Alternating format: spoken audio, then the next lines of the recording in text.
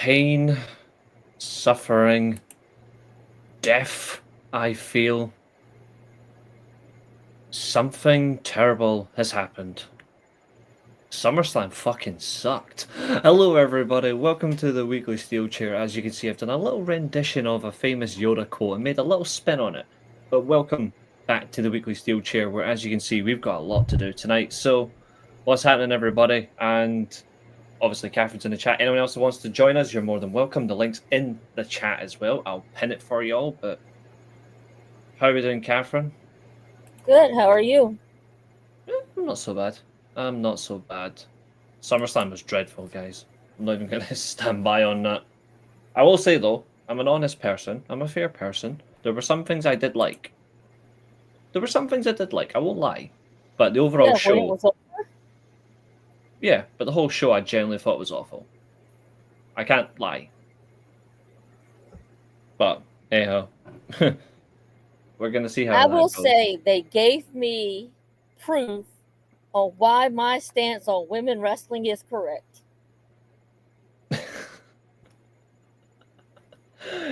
It's never going to end with you when it comes to women's wrestling, isn't it? Not in North America. I like women's stardom. I can sit down and watch a whole match and not complain about that. Reasonable. Very reasonable. I suppose we should get into the main proceedings before we start tonight.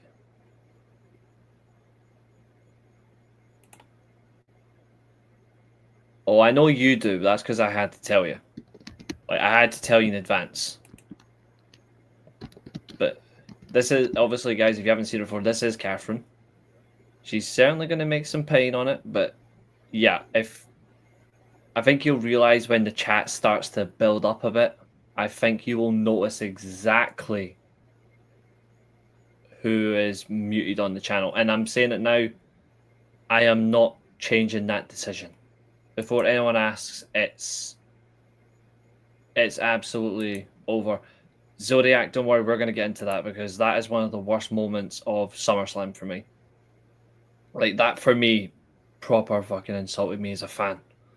Like, but we're going to get to that, so I may as well say now. We did have an outright winner on the prediction stream. And when I say an outright winner, I mean seriously, there was an outright winner. However, I have overruled the decision. I have overruled them, and I therefore went looking for second place. Second place, however, was a draw. Therefore, the championship will remain with the good, smart man that he is. So, Zodiac, your one and only draw, your one and only champion's advantage has now been used. So if your intention is to get to Wrestle Dream's Still Predictions champion, you better hope the end of August, and you better hope that September is good to you, and the start of August as well, October. If not, then it's definitely not going your way. So, Zodiac didn't draw with anybody. Zodiac actually had the worst performance out of everybody on night 2. Roy Sheen, it's okay. Zodiac only achieved, and I'll say it now so everyone knows. Zodiac only achieved one correct score on Sunday night. Sunday night is the only one. Now, the top scorers were with 8 points. Billy, you didn't get screwed. You got reminded of your place, which is not winning. So, this is how it's going to go. The top scoring individuals were Billy and Bleach Fan. You both scored 8 out of 12 on the prediction stream. to make it crystal clear, it was Billy and Bleach fan. You both scored 8 out of 12. On the other hand, just to confirm, I don't believe you came last. No. Just checking. And even if you did, who cares? Billy, I told you that does not impact the result at all. Nope, Roisin, you did not come last.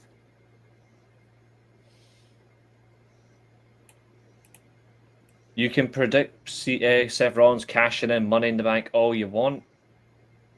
It's not being added to the result. Because if you look at it again, and it's plain and simple, the match physically ended. If he had cashed in during the match, if he had cashed in during the main event, not after, I would have given you and Keen the bonus points.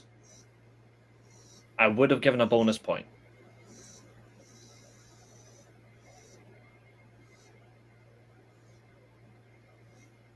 Billy, you can try the pedantics all you want. It's my rules. And I made the rules. It was an entirely different match. Therefore, that's how it is.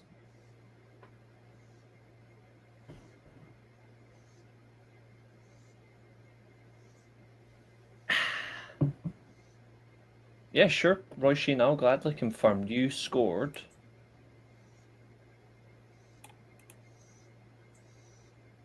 You scored 5. You scored 5, which is not bad. You actually had the same score as Fernando. Not that anyone wants to get belittled on their scores, but you actually got the same score as Fernando. You actually as well got the same score as me. Abu did not come last, actually. Abu tied with me as well. Who actually did come last? I don't think anybody got less than 5. Fernando, you scored 5. Keen, you got...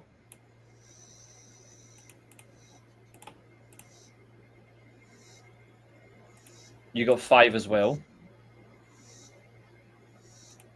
Did anyone else get less than 5, actually? Hold on. Wait a minute. Wait a minute. Oh, hold on. No, never mind.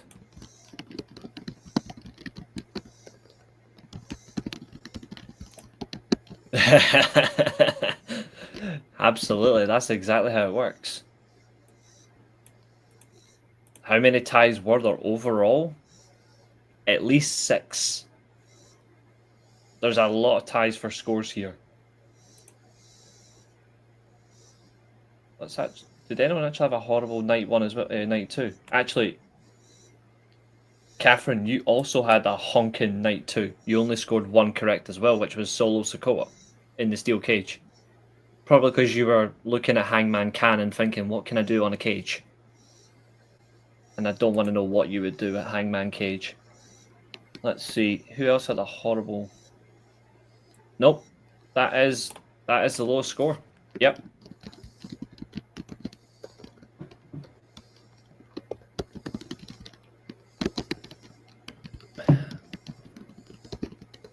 Alright. Let's throw it to the chat then. I'm not throwing jabs. I'm just playing the game.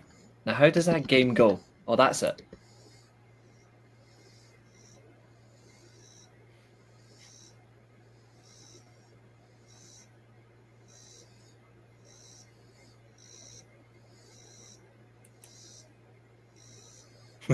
I'm only messing, you know that. Anyway, you know what, let's actually... Alright then. Billy, don't start, because somebody actually did the Money in the Bank cash-in recently, and I overruled them last year as well. If you actually go back last year, If you go back last year, both Money in the Bank cash-ins, I didn't say.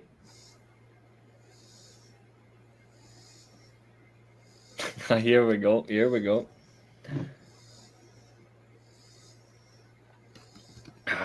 Maybe I should make a fair rule. Oh, but that means I have to be nice to fucking Billy. All he does is cry.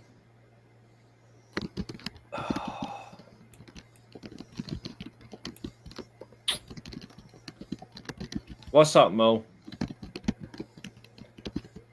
Do I be nice? Which is rare. Or do I still maintain diplomacy of a dictatorship?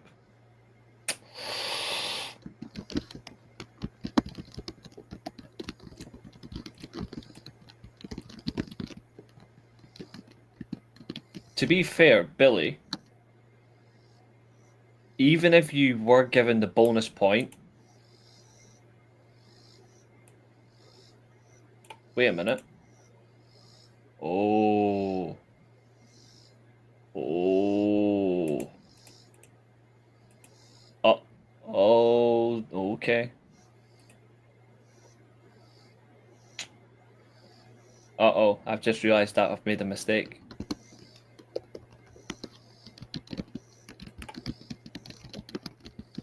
Yep. I have, Billy. That is right. I've just noticed that right now. If I was to give Billy the bonus point, he would tie.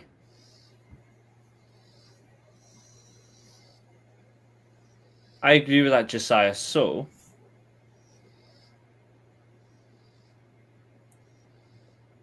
alright then. Are you sure, Billy? Because if you tie this, then that means Zodiac retains, and then Zodiac cannot draw in any other event.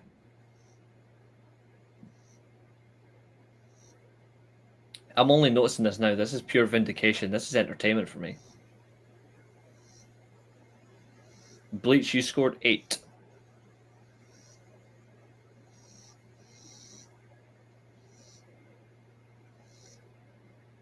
Yeah, that's true, Josiah. He's picking violence.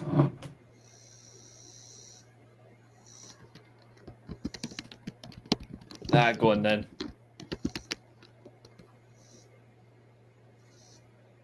Alright. Okay. I'm gonna throw it in there then. Good then. By that means the Money in the Bank has no effect on you anymore. Roy Sheen predictions are just a laugh. That's why Billy always cries. Because he never wins. And he always tries to get very defensive. Like Catherine. I'm only kidding. Jeez. You just want fairness. Well, I just offered you fairness and you just said no. I made a mistake. At least I can admit it. Now you're saying you want fairness. I'm offering you fairness. Oh, God almighty. That was, what, 2 years ago? Who cares? Alright. Billy plus crying equals sore loser. Basically, Roy Sheen. Alright, Billy, you've got one chance. You've got one chance now. Either you use the Money in the Bank cash in. Oh yeah, we've got a running total.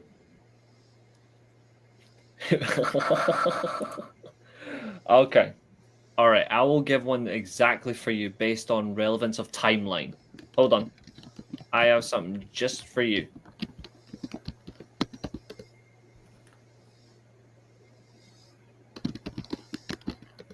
There you go.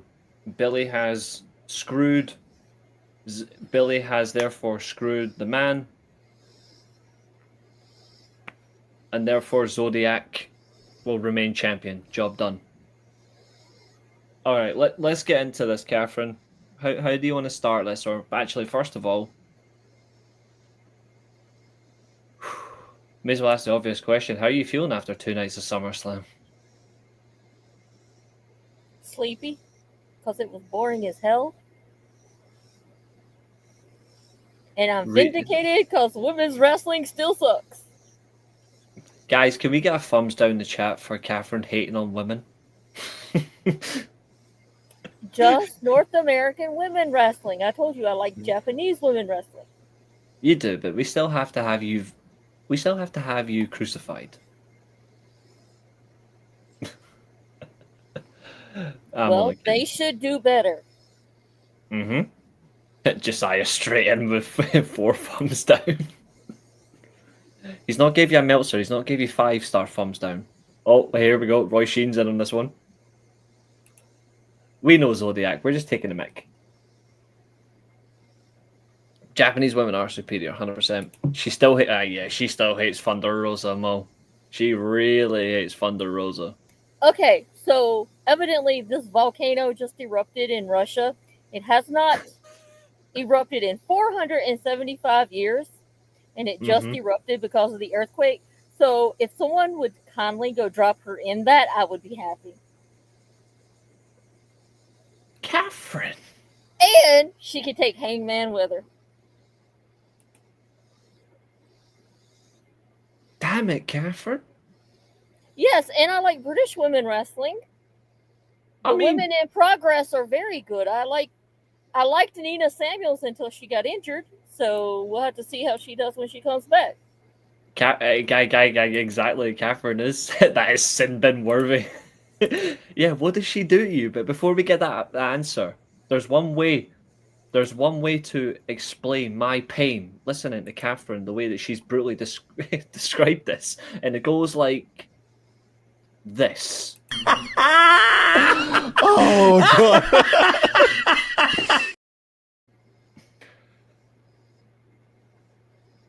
Catherine, I'm going to give you a larger screen size, so I'm going to let you explain this. Oh, hold on. It's done the wrong side. Hold on. There we go. Catherine, please explain why you hate Thunder Rosa that much. Because she's a sandbag cunt? Gut feeling.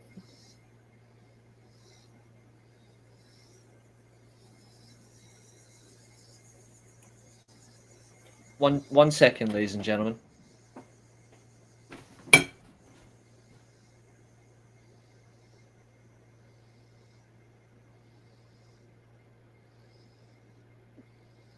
You asked. Don't ask if you don't want the truth, Reese. That's all I can say. No, I absolutely appreciate the straight response. All I'm gonna say is, wow. But that's fair. I mean, I'm not gonna say one person's opinion doesn't really matter, or one person's opinion does reflect. Except Vince McMahon's, Rosenberg's, Triple H, Ariel Helwani, that cunt too, Britt Baker, Carlos Silva, Stephanie McMahon, JD from some city. They all don't matter. Because, Jesus Christ. Catherine, you really chose a nuclear bomb. Oh yeah, and Bully Ray and his biatch crew. Dave LaGreca. Christ, Zodiac. Oh, what a comment. Josiah, that could be her new name. Instead of me calling her Cunta Rosa, I can call her Click Kicker Rosa. No, but that's for Britt Baker. No, I like Britt Baker. No one likes Britt Baker. No, I'm just kidding. She's an annoying fuck too. Yeah. Crazy enough, this actually does make a lot of sense. This was brought up as well on Covalent TV last night as well, and Josiah's bringing it up as well. Obviously, shouting their guys out. They're dope. Obviously, my Japanese co-host Josiah, Japanese content. But this whole thing about Daniel Cormier is another one. Like, it's actually very true. Like, the circumstances about what he said actually really does stand out. Like, what more can you say, really? Like, and that's somebody who's high up in that organization. It's almost as if his mind doesn't really matter. Well, when it comes to UFC, the only person that matters is Dana White. We all know that. Dana's going to do what Dana wants to do. Oh, for sure. Mo, that's an excellent question. And I think we already know what the answer is.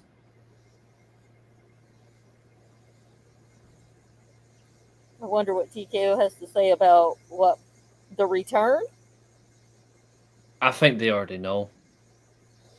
Their legal team cleared him. That's why he came back.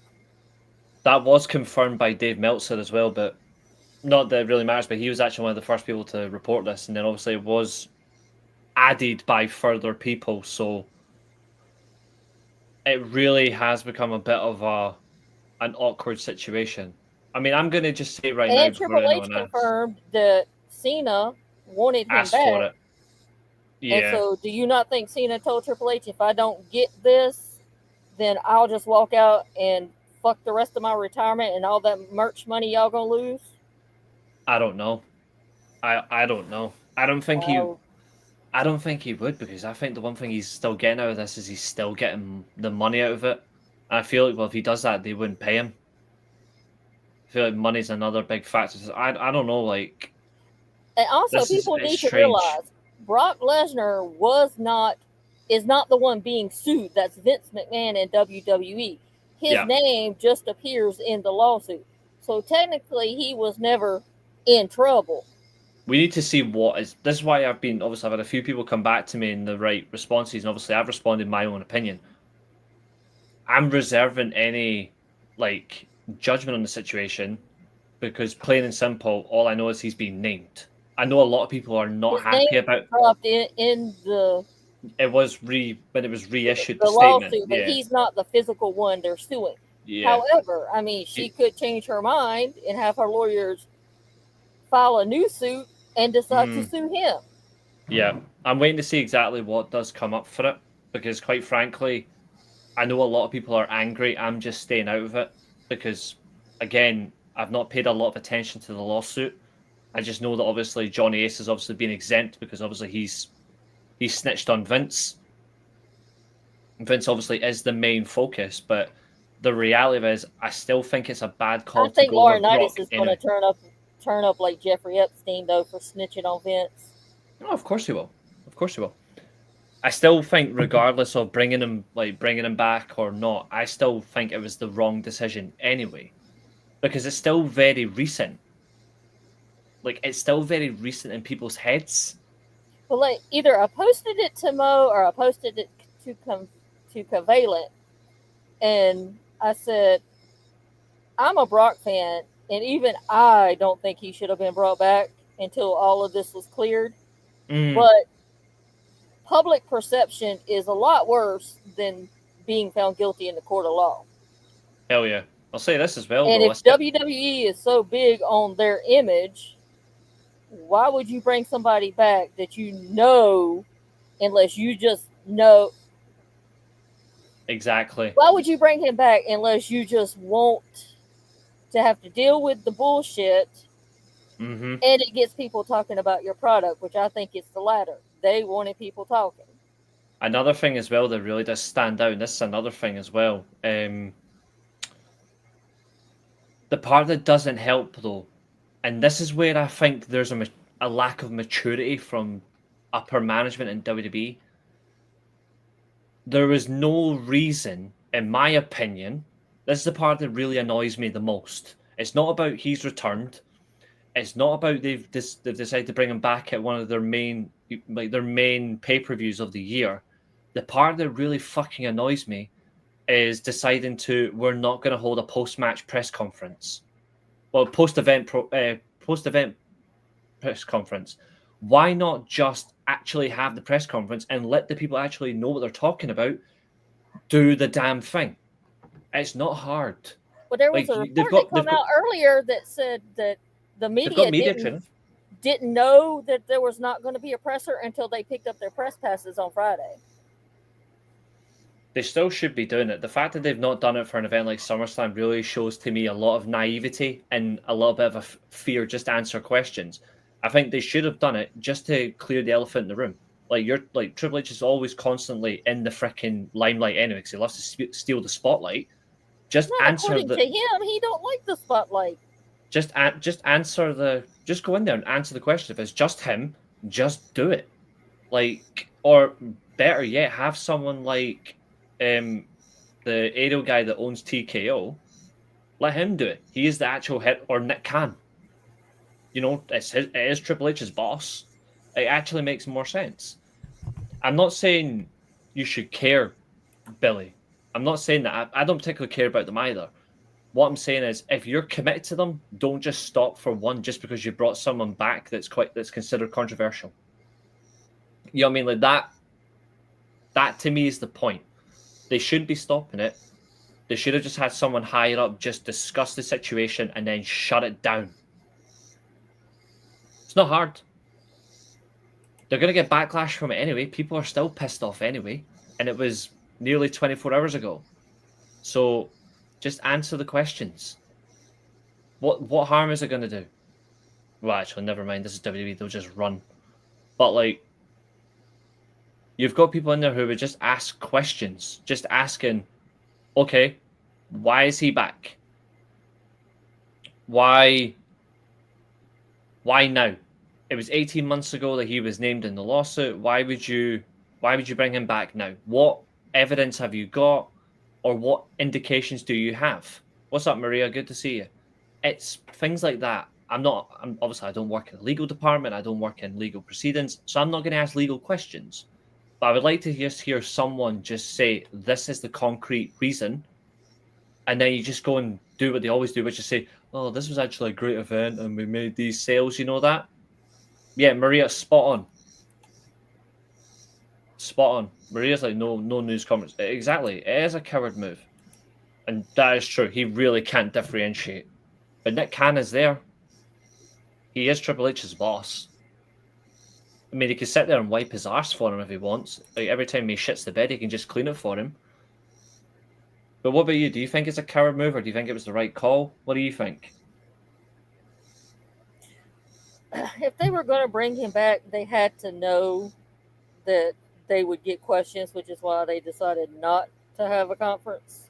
Yeah. Has WWE ever been honest on anything? And they scan their media, so do you really think the media would have been able to ask an honest question unless you snuck it in and risk losing your press credentials, which no compromised media is going to do? Absolutely. Zodiac's trend, they're saying, therefore it's a coward move. Exactly. Spike even more controversy. It's actually a fair statement to say by Bleach, but it's the reality of it that you're making such a statement. It's the effect that comes with it. Or even if you didn't want to have a press conference, have Ari Emanuel send out a tweet saying, this is why Brock was brought back, blah, blah, blah, blah, blah. Our legal team cleared him, and then be what it may. Yeah, I would absolutely understand that. Because it raised other questions, like who's next? Not Goldberg, because that guy will be obviously clutching at breaths and stuff, but the actual circumstances, who is next? What is next to follow? Because the way it's going, it's an odd political game. It's an odd struggle.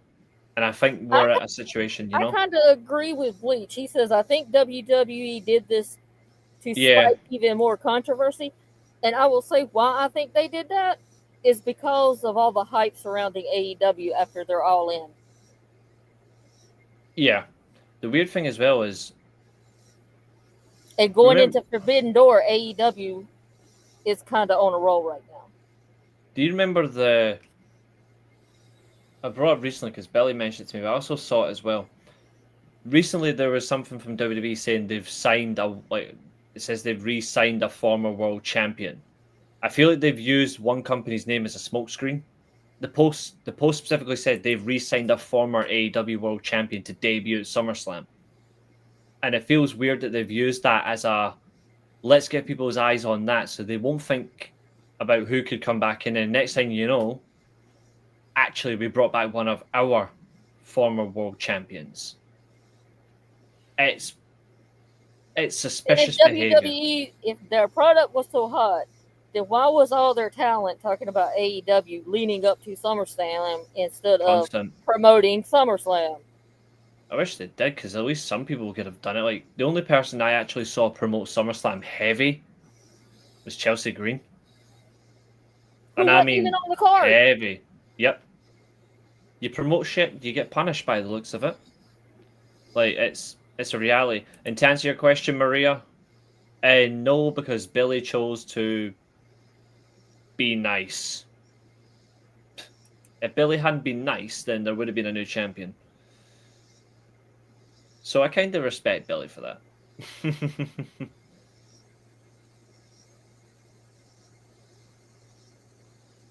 What's even more interesting as well, and then obviously then we're going to start with SummerSlam, obviously. The situation that followed is we don't know when Brock's next appearance is going to be. Cena's not on any show until Friday. He's on the next three. She's on the next three SmackDowns. Then he's at Clash. I don't necessarily think we're going to see Brock on any of those SmackDowns. I think he's only going to be on the Netflix shows, and Cena's not on a Netflix for, 2 months? I believe he's not on a... I believe the next time Cena is advertised for Raw is the Raw before Survivor Series. That's the next time he's advertised for Monday Night Raw. Make that make sense. They basically just wanted a shock and awe moment. So they're like, oh, let's bring back a controversial figure and Brock Lesnar. And I get it's Cena's retirement. And he does have some pull on who he wants to wrestle. The same thing with AEW. I honestly do not think AEW would have brought in Ric Flair if Sting had not requested it. Oh, yeah. If or someone's asking like that. And that's kind of how I feel toward the Brock-Cena issue. I do not think they would have brought Brock in if Cena had not asked for him. Yeah. I think only certain people get that level of request if it's Brock Lesnar. Like, top of my head, 100% Cena's number one, and number two is Roman Reigns. If Roman Reigns asked for one more match with Brock Lesnar, they would have brought him in. Or if Gunther had asked, I think Gunther's got into that stature. Maybe CM Punk. I think maybe the four are the only ones. I don't think Seth Rollins has that pull. You know what I mean? And I'm not saying Seth Rollins does not have an impact. I'm just saying I don't think he's got as big a pull compared to the other four in terms of getting that request with Lesnar. He don't, but I think his friendship with Triple H could get him what he wanted. Potentially. To answer Bleach's question, she was on one of the posters, Bianca Belair. That's why I've maintained some of that design onto this. And then I've just designed it slightly better than what WWE actually gave us. I've made a better version. I actually did do two. Because the preview, I actually had Cena in red for one half of the New Jersey colours. And then the second half of the review, I've changed it to blue.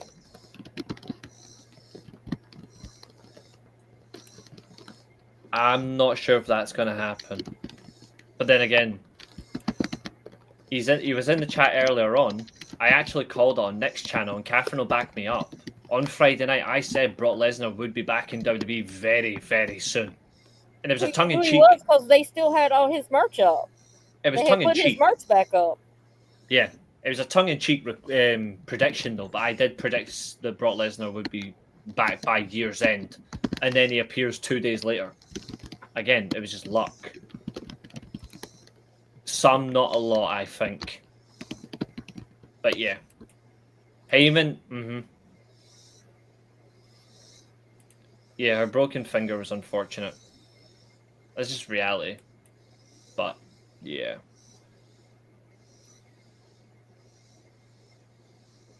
Which now explains the lame heel turn we got Friday night from Cena going back babyface. Yeah, that's Because true. there was no way they could bring Brock in as a babyface. Brock doesn't work as a babyface, period. There's no way that you could have Brock Lesnar work babyface in this circumstance. It would be a complete failure. Because instantly the crowd are going to react.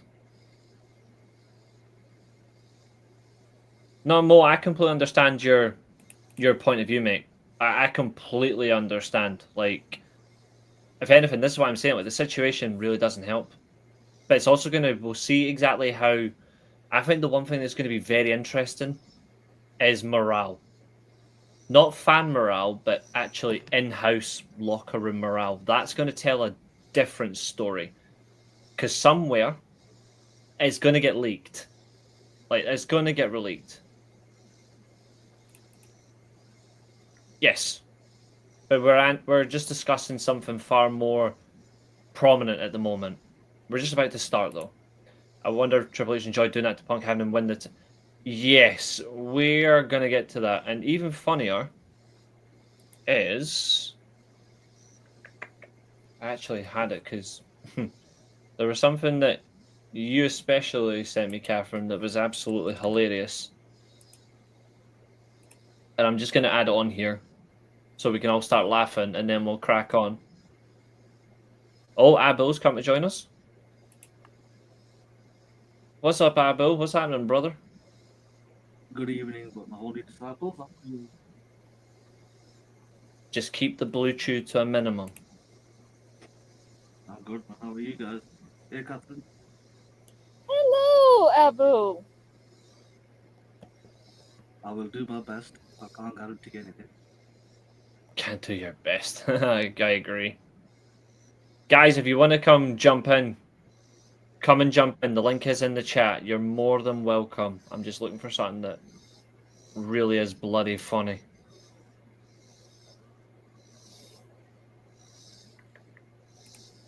That's it. Just for reside at the highest levels of wrestling discourse. I'm a student of the game, that's all I'm going to tell you. Wait, what am I... Oh yeah, I need to hit this.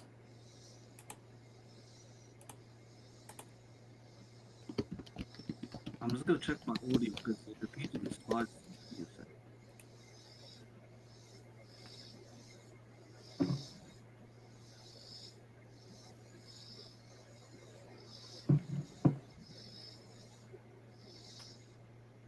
That is correct, Bleach. He has held 4 different WWE titles.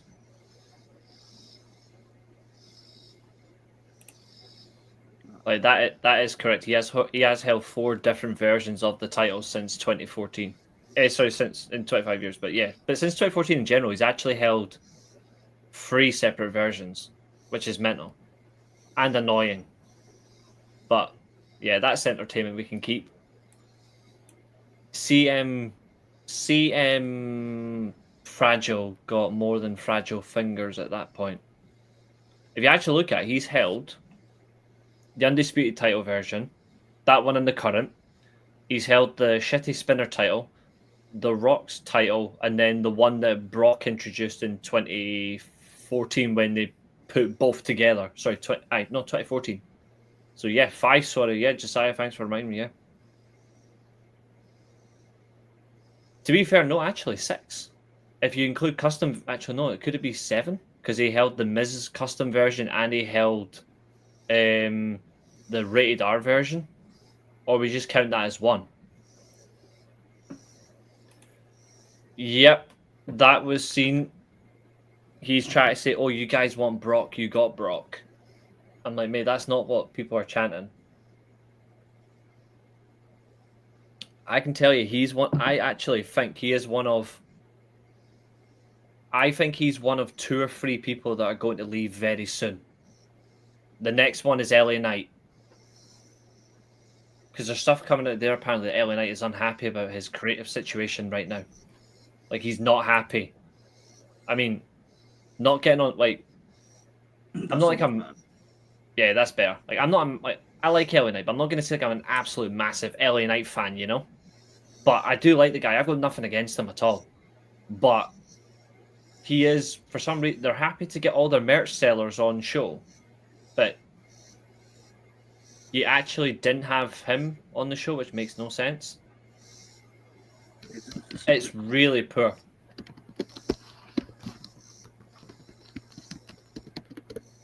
Yeah, no, it's a really stupid call not having LA Knight. Yeah, in more ways than one.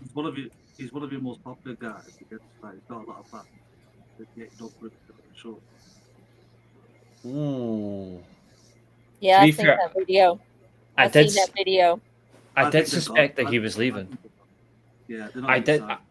Yeah, I did suspect that he would leave, and I did say to people on the preview show that were trying to tell me, "Oh, he's going to win this match and he's going to get a big push." I'm sorry, but I told you guys at the end of Saturday night's main event.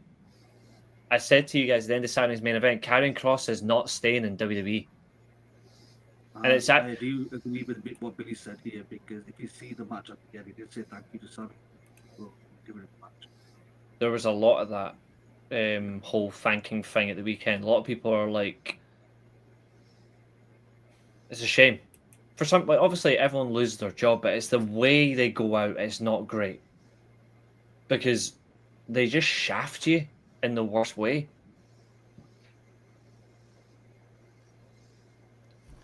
Man, he'll leave.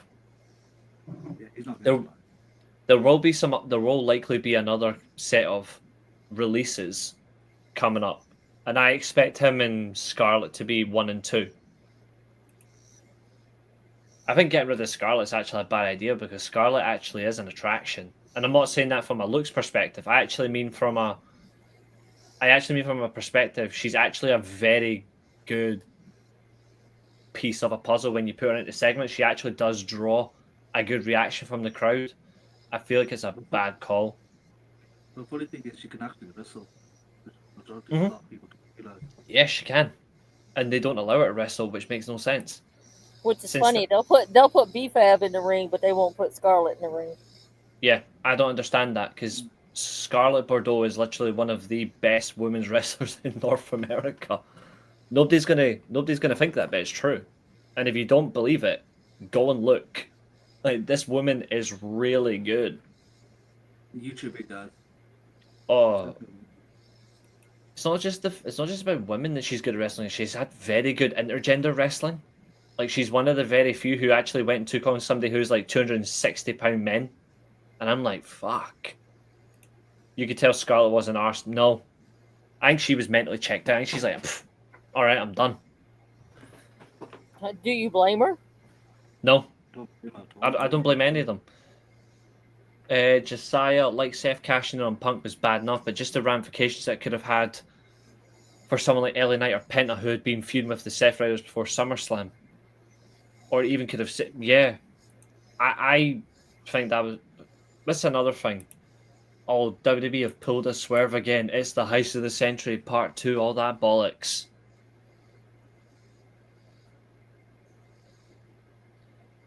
I'm sorry, but I would rather see talent actually try and work hard for a living to actually get rewarded and be on these shows, even if they're not great.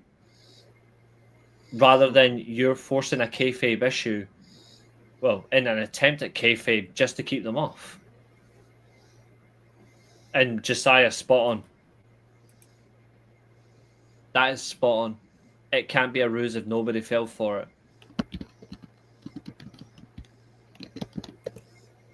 But hey, remember, if it helps, if it does help Josiah, Montez is dead. Oh God, we spoke about that the other night. Oh, I burst out laughing. No, I don't think she does. I think she'll stay. It was so cringe Yep. how he said it. Yep, Mo, 100%. The Lucha Bros are absolutely ruined, mate. Same as Motor City Machine Guns. If you can't They even... signed on the dotted line, they get what they deserve. And you know what the funny thing is, Mo? Reese even said that. Oh, I said it the minute they joined. Yeah. Like, I hate the fact that they've. I'm a big Machine Guns fan. If any talent goes to a company, obviously I want them to do well, even if the situation may not be the best for them, either in their heads or my own as a fan. I still want the talent to do well.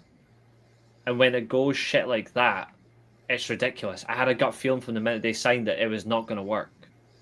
And they are a team that thrive on matches like ladder matches, or as TNA would call it, a Full Metal Mayhem match, which is a TLC match in a TNA standpoint, or Ultimate X matches that involves all that.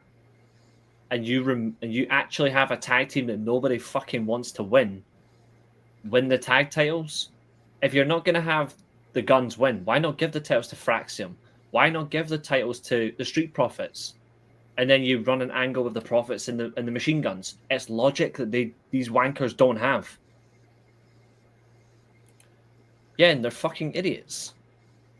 Like, they're idiots. Like, all this was finished. Bobby Roode wasn't.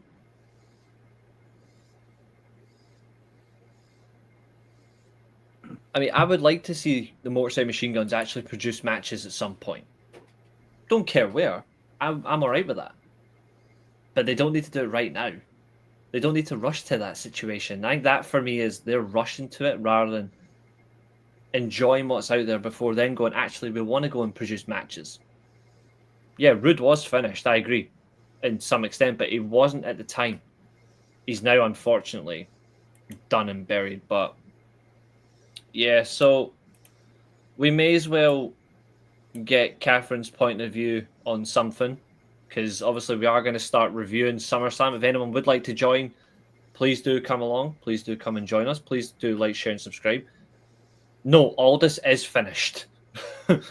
Aldous is deaf. He is finished in the ring. Like, even if he has, like, say, one appearance at SummerSlam, Survivor Series or anything like that, he is done. You'll see why. I know, mate. I know. You're spot on, Mo. But we are obviously, guys, give your opinions in the chat as well for each match as we go along. Your moments you thought you enjoyed. Obviously, some of these matches made me nearly want to vomit. But we're going to do our best to be fair. We'll be fair on the chat, but you don't want to see our group chat because we had some wonderful conversations. Oh, I went way too far.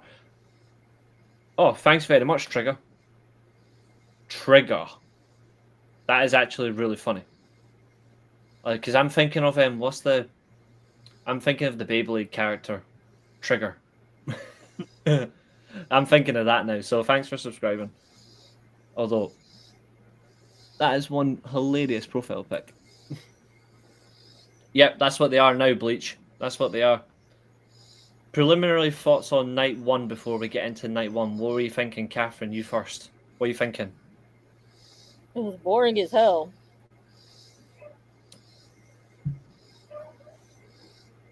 There was nothing to really hold your interest in any of those matches. No, I'm the same, mate. I tried. I really did try.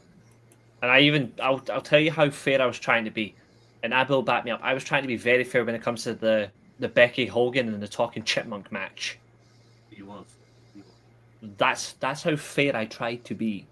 But all I'm going to say is when we get to the main event of night 2, you're going to see how angry I really am. It's sitting in here.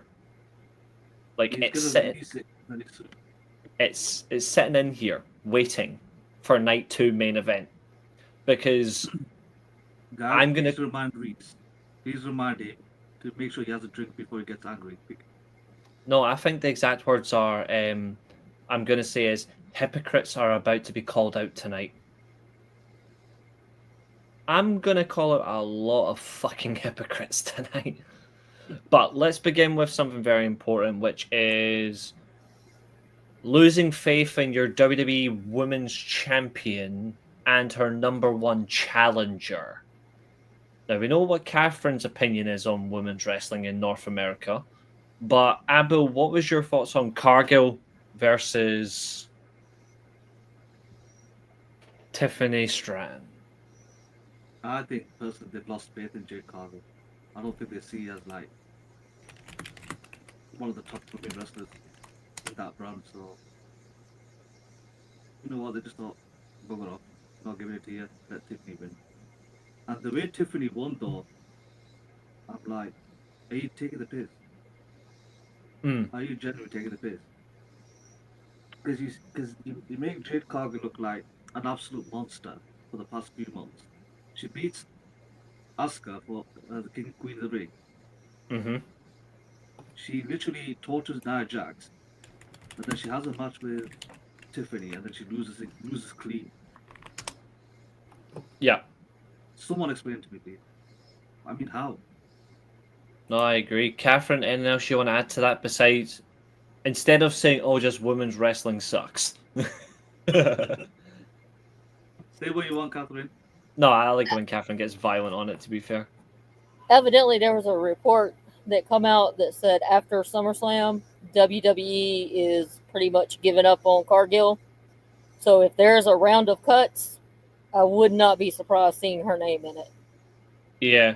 She has been in wrestling for 5 years. For 3 of those years, she was in AEW, where at least, a year and a half to 2 years, she was trained by Bryan Danielson. She was doing squash matches, and she was doing squash matches to protect her. Yeah, and they sent her to the PC to get training, and still there's no improvement in the ring. Either she really doesn't care about wrestling, or she's not taking it seriously, and she just used them to try to get to Hollywood, which seems like that didn't work out. But you had her beat Asuka, and I like Asuka. Oh yeah, same here. I love Asuka. I love Asuka. And then you had Tiffany Stratton, who is still green in the ring, but you can see some improvement from her NXT days until her main roster. She has improved some. I'm still hazy, of course, on something that I did say. Guys, I just want to confirm, if anyone's asking why we're starting with the women's title match, I'm not going by the stupid order that they did. I'm going by the order we actually took the predictions. So we're going to go through all these cunts first and then get to the main event. So just to confirm, if anyone wants to know, this match went 7 minutes and 5 seconds. I'll say this one more time. This is the main event for the women on SmackDown, and it went 7 minutes, 5 seconds. Catherine, do continue. But Tiffany has improved, so I can see them why they're pushing Tiffany. But also, you have to realize this is WWE. Yeah. And I will leave it at that. And if you know, you know. Yeah, hands down. I mean, Robert straight in. Lesnar's a lowlife. Tell us how you really feel. Just kidding. Straight to the point. Here's the funny thing. See all the people that says the Performance Center is world class, or it's a world class facility. It's a world class facility if you want to tear your ACL. That's what I was going to get to. The reality is that's the circumstance you've got, and it has completely backfired in the worst way, and we're seeing nothing from it.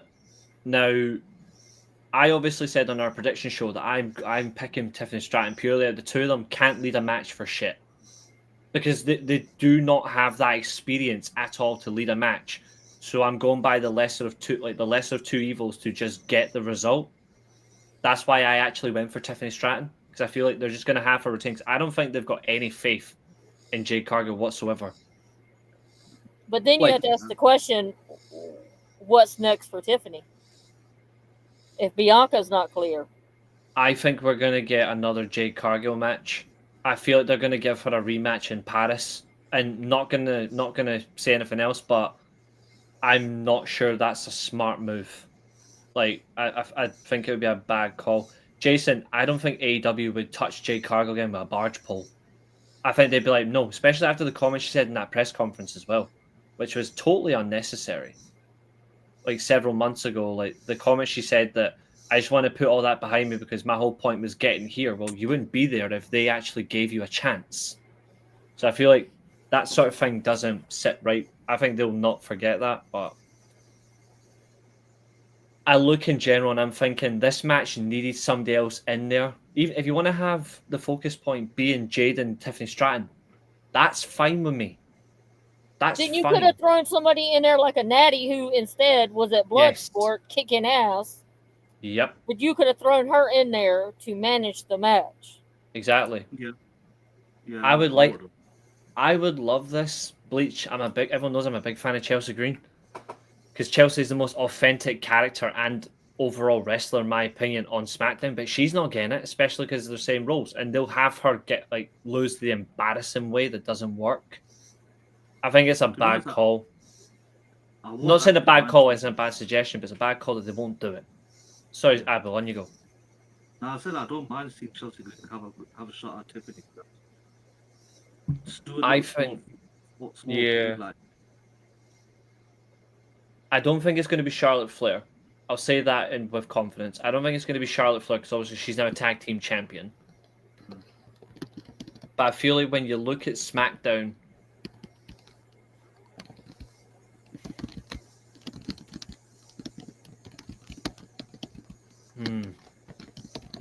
But then they do have the draft. That is true. They could put Tiffany Stratton on Raw, but then does that mean you have Naomi go straight back to SmackDown? That would be pointless. Like that for me. Her husband's on SmackDown, so I could see them putting Naomi on SmackDown. He's moving to Raw in the draft apparently. Jimmy Uso is actually going to trade with Jey Uso. There is links and reports about this. But I think Raw needs Naomi. So do I. I agree with that. I actually think if you're smart, you put the WWE Women's title on Raw. If you're putting Naomi back on SmackDown, then you need to have someone else go over with at the same time. Rhea's got to SmackDown potentially. What else has she got to do on Raw? I mean, she is hot. Like she is pretty much taking up a lot of Raw TV time, and it's not working. I mean, what's she gonna do on SmackDown either? I mean, she's done hit her ceiling. She needs to leave the company. It's a possibility. Very little. The only thing that she's improved on is the fact that she now calls herself a storm has arrived, and as far as I can see, I don't see anything special out of her. Nothing. Nah, she's not going to SmackDown. They're not going to have Stephanie Vaquer, Julia, and eventually Jordan Grace on SmackDown. They're not going to have all three on the same brand, in my opinion. They will cook if they were the same brand. They will cook. No, the reason why they won't do it is because they'll struggle to pick one over the other. I think they can have two, but I don't think they can have all three. No. We're all in complete agreement. No. And I'll tell you why when we get to it. But for now, meh. You know what's even worse? Just out of context, I may as well just say it now. The world title match went 30 minutes, 20 seconds, right? Guess how long the finisher fest went on Sunday night? I'd probably say that 20-25 minutes. 37 minutes, 45 seconds. And they both looked gassed after 20. One person in particular looked extremely gassed after 20 minutes. Neither of them are particularly good for me. Yeah, 37 minutes for a finisher fest, and I've got a bad stat for all of you. And I actually put a Twitter thread up for this last night that really annoyed me. But there's actually an even worse statistic than 37 minutes, 45 seconds, and I'm going to reveal it after this. Let's see. She went outside and put with no jacket on. She really did. Didn't she not get fired? Isn't she not the chick that's now in TNA? Or is that the other one? No, that's the other one. They kept Lash. Who's the one that I said should go back to Hooters? Was that Lash Legend or was that Jakara Jackson? I can't remember. Jakara Jackson is the one that got canned. Oh, fair enough then. I can't remember which one I said. I don't know, Mo. That's honestly, Mo. That's actually a very fair question. I don't know. It means you would have to trade Jade to Raw. I don't know. I actually do not know. That's what makes it worse. If we don't have a clue as fans, that's fine. Well, as wrestling fans, but I don't. If they don't have a clue, even worse as a promotion, then it makes it even worse. Overall agreement. We all hated that women's title match. Yeah. Perfect. You're a new fan of Lola Vice, says Jason Borges. Fair enough. I don't understand her, but obviously for many people, whoever floats your boat, I suppose.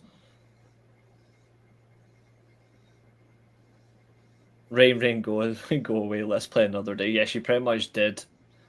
Up next, we have, because we're going in the order we did. This match went 17 minutes and 10 seconds. It's Jelly Bean and Randy Orton versus Logan Biatch and Drew McIntyre. Unless Mo gives us more accurate timings, that is what is listed here. 17 minutes, 10 seconds. And honestly, this should have been what we said it was. It should have been Randy Orton and either LA Knight and Penta versus the other two. And it didn't happen. Jelly to belly soup. That's actually quite funny. Mackenzie, hello there. Rhea and Io might team up and go after the women's tag titles. They need to take a break from the women's championship.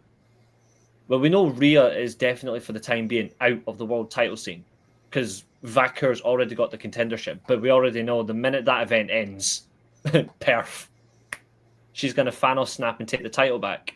Well, once Vakur wins the title, it'll be her and Rhea. That's where they're going to make their money. The funny thing is, I don't know if it is Vakur that wins. I don't think Vakur's going to win. I think it's too early to go. I say when she wins the title, they'll have Rhea. I don't think she's going to win at Paris, but eventually when they put the title on her, they will set her and Rhea up. Mm-hmm. Yeah, it wouldn't surprise me if I think Vakur's winning the Rumble. I think Vakur is going to win the Rumble. And I think potentially following that. Well, I'm liking how they're building Judy up though really slowly, like building up really slowly, like to become. Get over here. Oh, is that Brendan? Yeah, he's got on a Man U shirt. Tell him, like, bitch, I say hi. Reese said, hey, bitch. However, this is the best shirt. No, Catherine. I know you're my manager and I love you, but no. Sorry, she's been muted. Just kidding. I wore that just for your Hangman Con. Oh, you mean this? Yes. I mean, we all know that you're taking the Hangman Driver.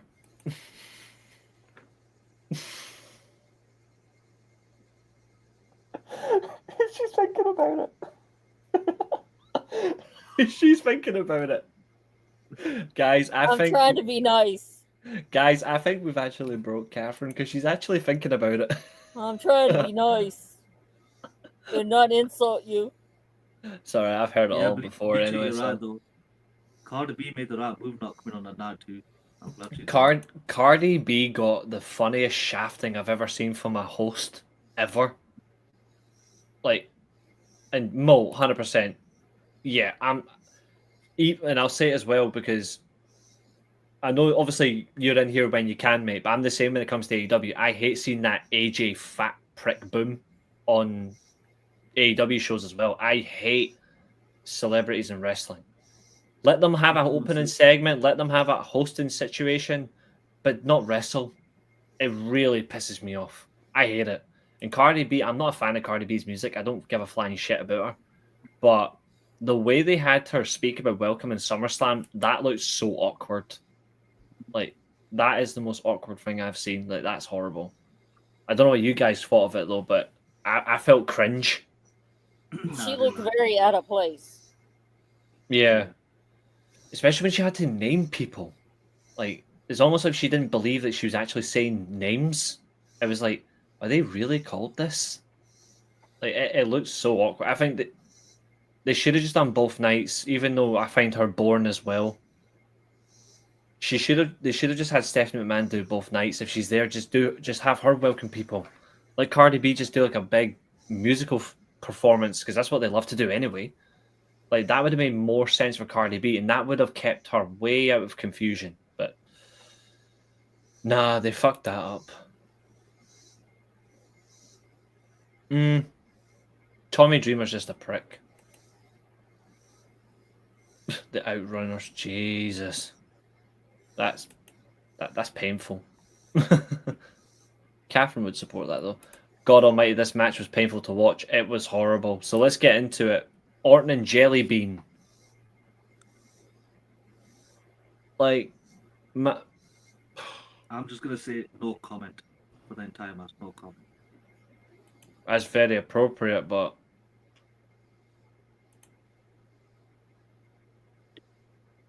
he was getting trained. Question is, who was training him?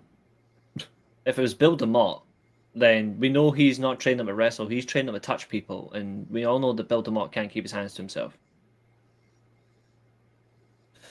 But Catherine, what did you think of this match?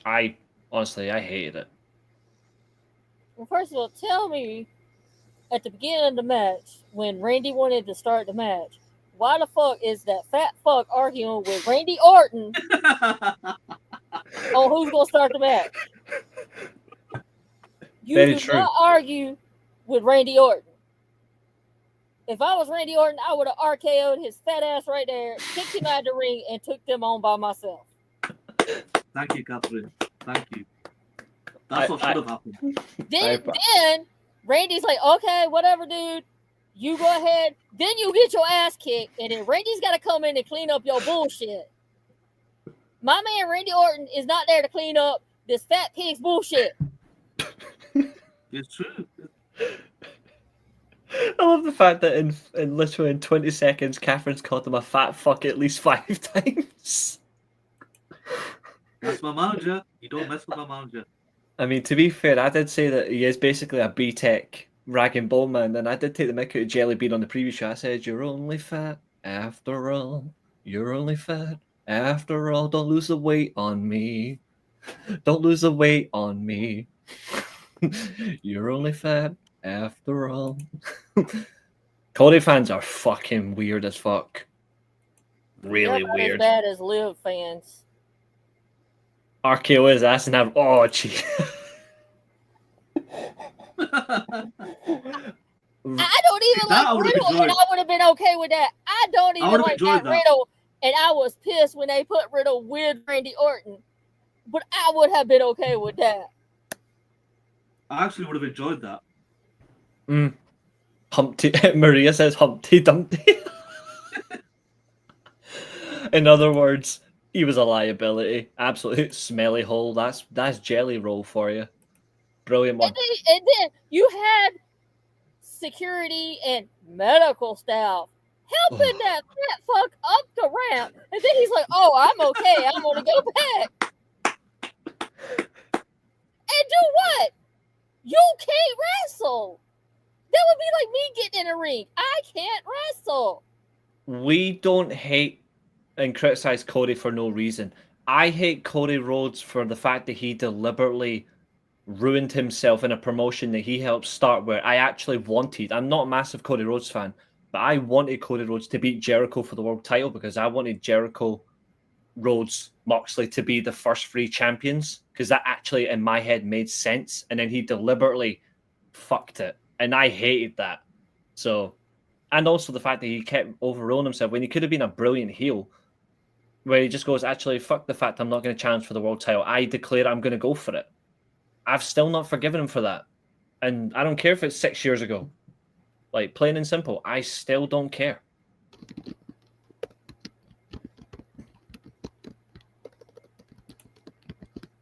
You mean several lanes?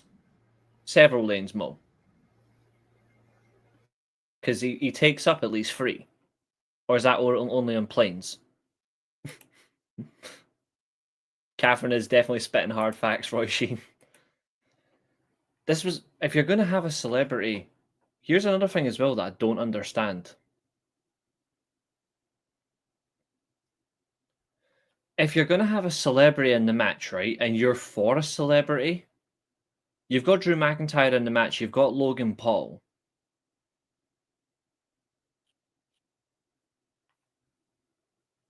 Why didn't they just use Bad Bunny? Who the fans actually like. At least Bad Bunny can fucking wrestle. Exactly.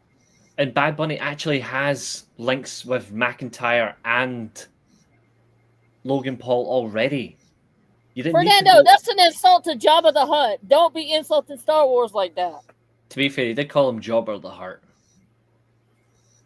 So I'll let him off.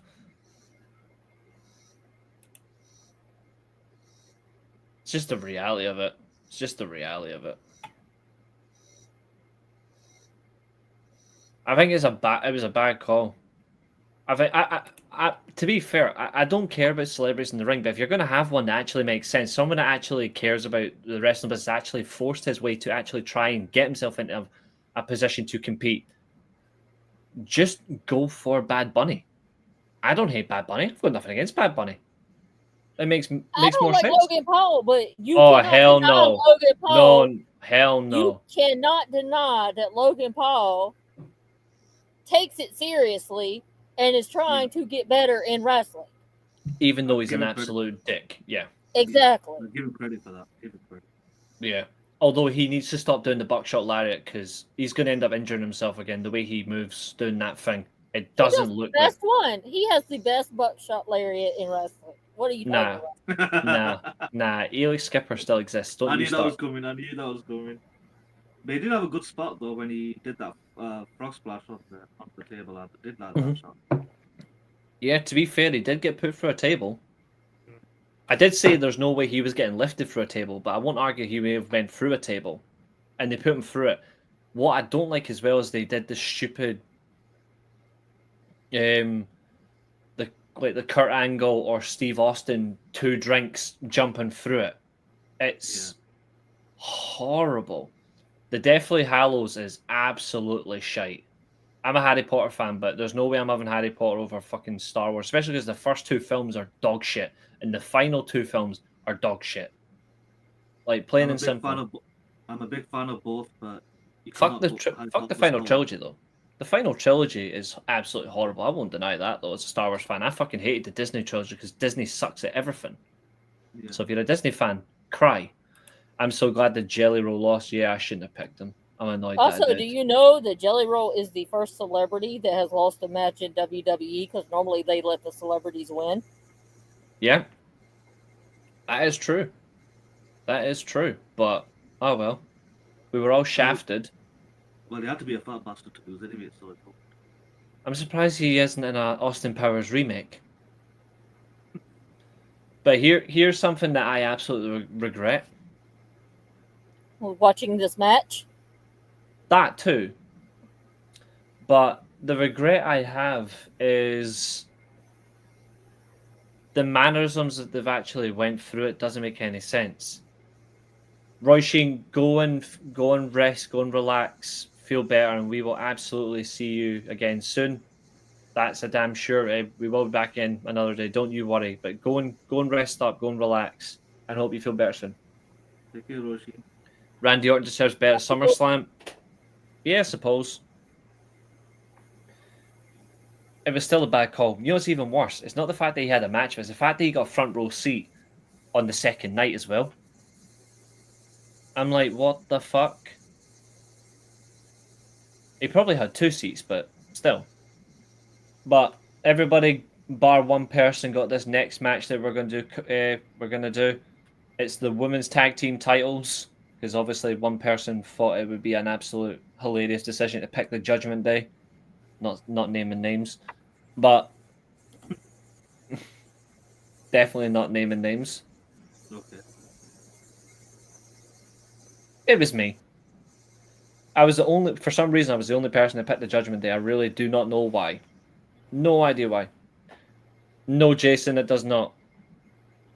Now, apparently he weighs 299 pounds, Bleach, but I saw 499 pounds, and it was all his giant ass forehead with his Mickey Mouse tattoos. Anyway, the tag team match between, as everyone's calling it, Charlexa Cringe versus the Judgment Day, they went 13 minutes and 30 seconds. Your thoughts, hater of North American women's wrestling? It was sloppy. Care to add to that, or it's just sloppy is enough? It's sloppy was enough. Abu, you want to get it? 'Cause I know how much you hate Charlotte Flair. You know how much I hate Charlotte Flair, so I'm not going to bother commenting on it. Yeah. Now, to be honest, what Catherine said, it was sloppy. So most of the match. Not worth it. I think they really didn't know what they were doing with this match, if you're being truly honest. Like, when you actually look at it, like, the only thing that added some suspense potentially was the inadvertent punch to the face. But that was a decent spot. But Did almost to the end as well. She thought Charlotte was going to kick it. they did rush shit with this. And I will say this, and this is a very important question. Why would you rush this match? This was less than 15 minutes. Like, why did they not get enough time to... Because I'm not a big fan of Charlotte Flair at all. I'm not even a fan. But she can go more than 15 minutes. Alexa Bliss, I know she's just returned, but she can go at least 15 minutes when she's not doing so much, but she can be in and around the ring. Roxanne Perez has got enough in the tank. The only one that's considerably a question is Raquel Rodriguez, because she's not been particularly great since she's come back due to ill health. I still think that she's very light in terms of like her movement in the ring. I'm very questionable about Raquel Rodriguez, but What was her injury? Was it a back injury or? it was more than that. She's had some sort of health condition as well. Like, because she looked like shit. And I don't mean that to sound insulting, but she looked like shit. And it's horrible. So basically, Bleach, you would be... You would be Lois Griffin's brother. Because in Family Guy, Lois Griffin's brother literally choked fat people to death. Yeah. So that's you. The crazy brother who loves to just choke fat people. But yet, playing this, I know obviously Maria's saying Charlotte Flair's grown her a little bit. Fair enough. Obviously, Mo's asking why would Roxy waste her time there, but like they are really letting these women down. There was 2 matches for the women on this show on night 1, and they got a combined 20 minutes and 35 seconds of wrestling. And they proved my point on why we don't need more women's matches on TV. The second night, however, got a far more amount of time. Far more. But obviously, worthy match ever. Yes, we are certainly going to get to that very shortly, but long story short, this women's tag match is a reason why they don't actually pay attention to their women in the first place. Because if they paid attention to their women, they actually would have paired them better. Because if you actually look at it, it's the exact same style of partner. The only difference is one's blonde, the other's a brunette for the midgets. It's plain and simple. There's no difference. There's virtually no difference. It's the exact same teams. There's no variety. So I feel like they need to find a variety of tag team. Otherwise, what's the point? The second longest match on the card is up next.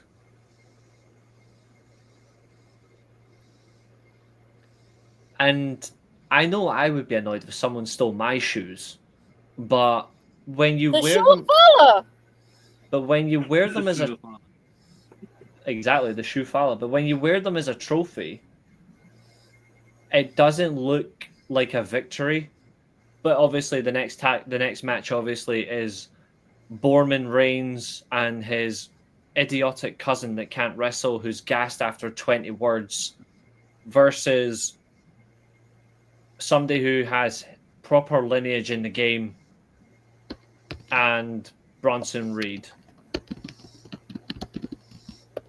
And I said after the match finished, it was a bullshit call. I've said this before. They should have done. I'm surprised they haven't. Now, Catherine obviously hates the idea,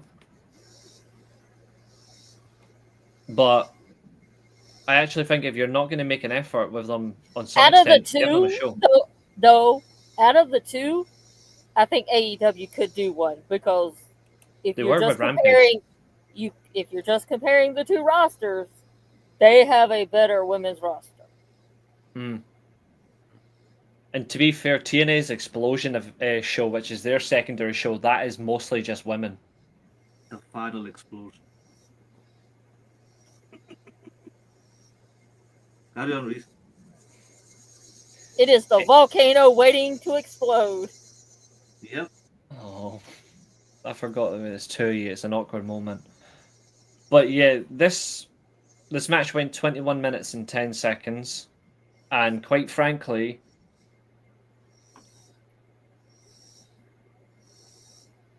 No, I did say at the start it was a bullshit call. you did. I don't understand why you would have Bronson Reed and Braun Breaker actually lose this. To kill their momentum, because they were getting over as heels. Yeah, it doesn't make sense. True, but And also, can we talk about, since the WWE is the industry standard, how well their production was for this, and how you could see the cameraman trying not to show the tarps as Jay Uso come through the crowd. You know they were in his ear. Please don't show the tarps. Please don't show the tarps. It wasn't great. It wasn't great at all. The manner And then of it really is bad. and then the fool was so gassed that he had them redo his music so he could catch his breath. Just put a goddamn oxygen tank at the ring for this man. It's not wrong, by the way. And like they do in American football, you just go over and get the oxygen tank, get you a couple whiffs, and you're good to go. Or better yet, just tell the junkie to stay off drugs. Well, I wasn't gonna go there, but I will. Plain and simple. Tell the junkie to get to an AA meeting, and whatever it is in America, like the equivalent of it, rehab. There you go. Get the motherfucker to rehab. Get him off drugs, and tell him, by the way, mate, stop with the bullshit. Like, it's plain and simple. Yeah, Mo, I'm the same. I hope that Braun Breaker's all right as well. So that was nasty that looks like he's fucked his knee. But the new R-Truth, pretty much all he does is bark and spear. Like, it wouldn't surprise me very soon if he comes out in a dog suit.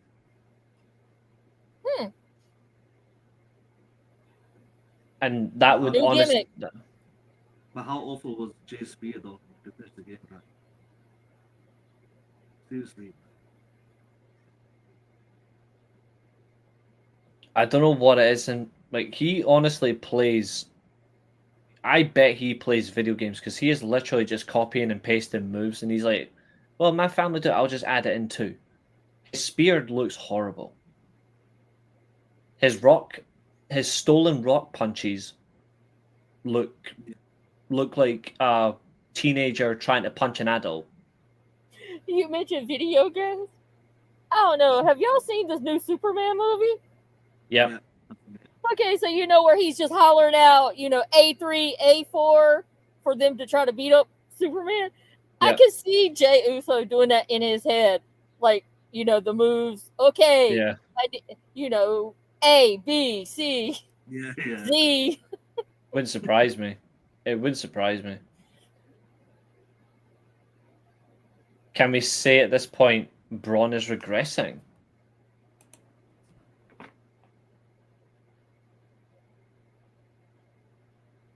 I mean, it really does look like he only has like one or two moves that he does really well. The spear and the Steiner line. Mm-hmm. You know what I've not seen him do in quite a while? That military press power slam. Like, all of a sudden, he doesn't do that anymore, which I don't understand. Because Michael P.S. Hayes probably told him not to. Bobby Roode produced the match as well, I believe. Probably. It's a shame because he actually does that really well.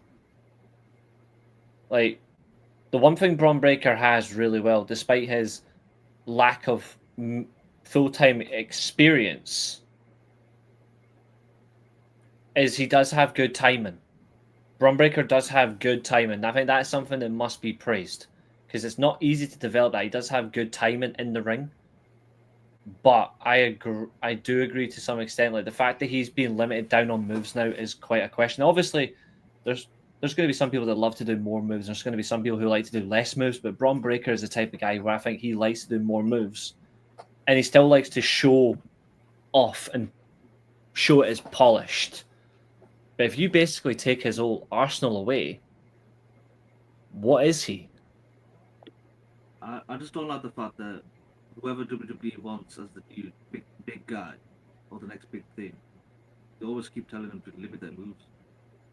I'm like, we don't need another John Cena or need another Hulk Hogan. No, to be fair, that's actually a fair point. Oh, it says Bleach saying last night that 4-letter word. Me and Jim, that word. Got in a car accident, that word. Tore my rotator, that word. Jim broke his leg, that word. We got his license plate, that word. He's going to jail, that word. Reese, you can say that word. No, I refuse to say it. I have standards. He even backed off Scott's move. Yeah, he stopped doing the Steiner recliner. Have you noticed that? He doesn't do the Steiner recliner anymore. Yeah, he does. And that is a sick camel clutch.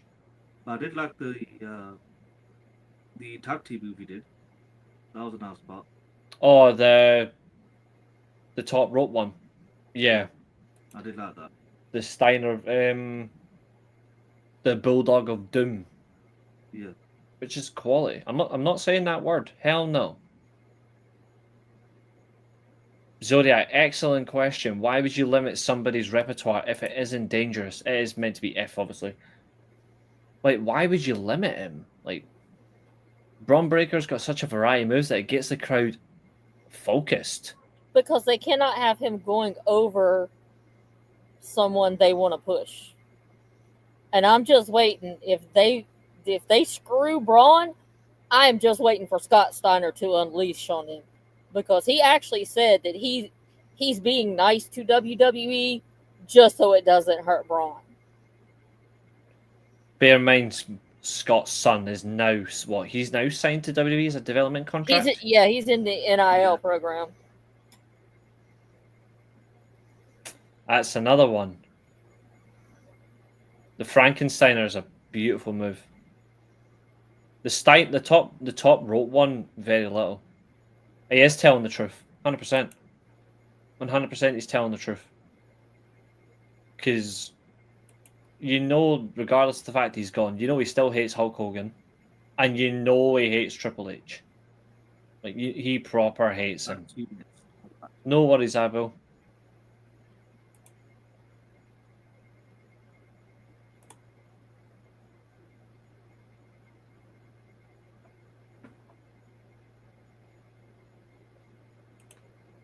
I had to get that one in there.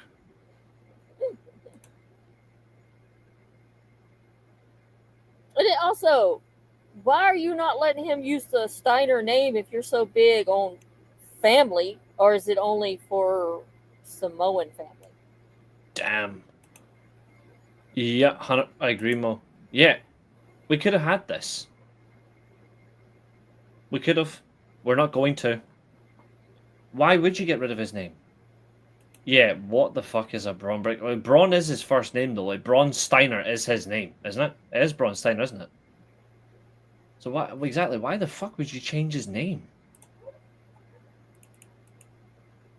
Like, I don't think Breaker has any relation to him, does it? It doesn't, There's nothing to do with Breaker. But Braun is his first name, like his legal first name. Yeah, Braun is a shortened version of his legal first name. Bronson. Yeah. Jesus, bronchitis breaker. I've always liked Braun. I loved him in NXT, and then I stopped watching NXT because NXT is shite anyway. But like the minute he came to the main roster, I was like, give this guy a chance. Strap any belt on this guy because he's actually good. And now he's fucked. Yes, he is Rick Steiner's son. That's correct. Yeah, I'm just But- not liking the fact that they're limiting his moves now. Yeah, Not like- Scott's son's actually got the But- coolest name But ever. it's funny because Braun reminds me so much of his Uncle Scott. Yeah, he does. He's got his personality. Mm-hmm. But the best Tell you thing what's is- funny. Scott Steiner's son's name is absolutely funny.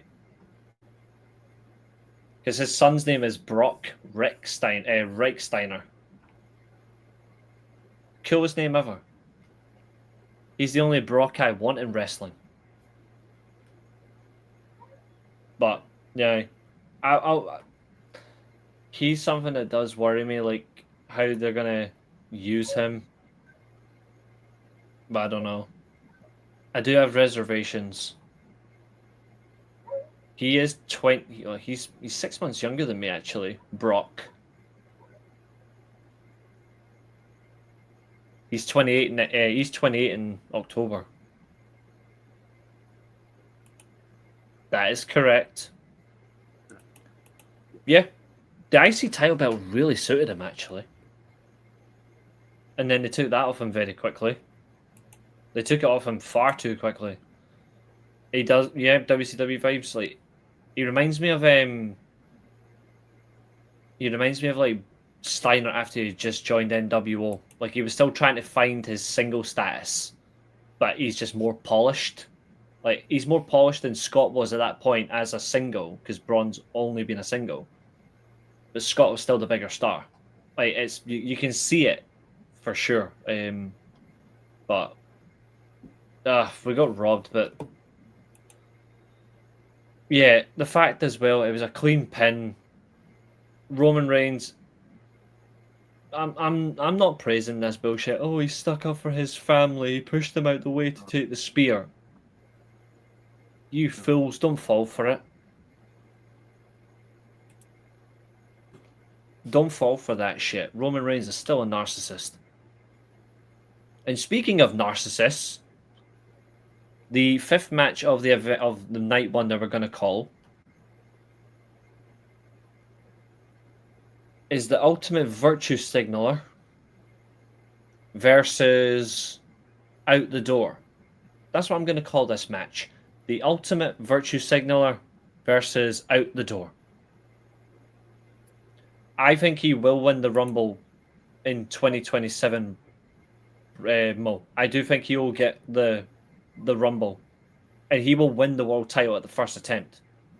I think he wins the world title at the first attempt in the situation. But yeah, so the Ultimate Virtue Signaler versus Out the Door. This time I really want to hear it. Jump at it. I actually picked the politician because I knew Karrion Kross was not winning this, and I still stand by he's out the door. But what did you guys think of this? Let me hear it, Catherine. You first. I think they only put Cross on SummerSlam in this match to be like, hey, we gave you SummerSlam. Will you re-sign with us? Yeah.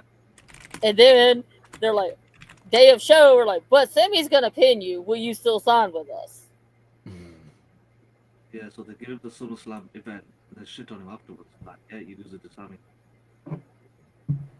Yeah. There's nothing you get from this that speaks true, that speaks entertaining, that speaks relevance. This was a non-gimmick match. It was the fourth match as well between them. Oh, I got another one. What was the story? I need storytelling in my wrestling. You can't have wrestling without storytelling. I believe the story that they'll claim is... I want you to say something? Yes, which is funny. Well, I want a lot of people to say something. Don't mean it's going to happen. Like, if it was up to me, if Karrion Kross loses, then someone takes his wife. And if Sami Zayn wins, then Well, Sami Zayn loses, then Sami Zayn gets that stupid beard shaved. But hey, there's something smart. Or it could have been a loser leave town match. A loser leaves wrestling for good match.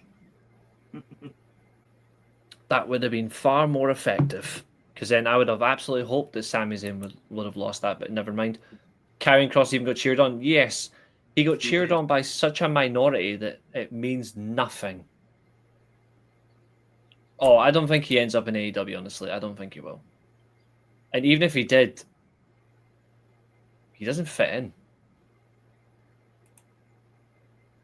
Say it, Bleach. Say whatever the hell you want. You know it's a safe space. Say whatever you want. All I'm going to say is, I hope to God that...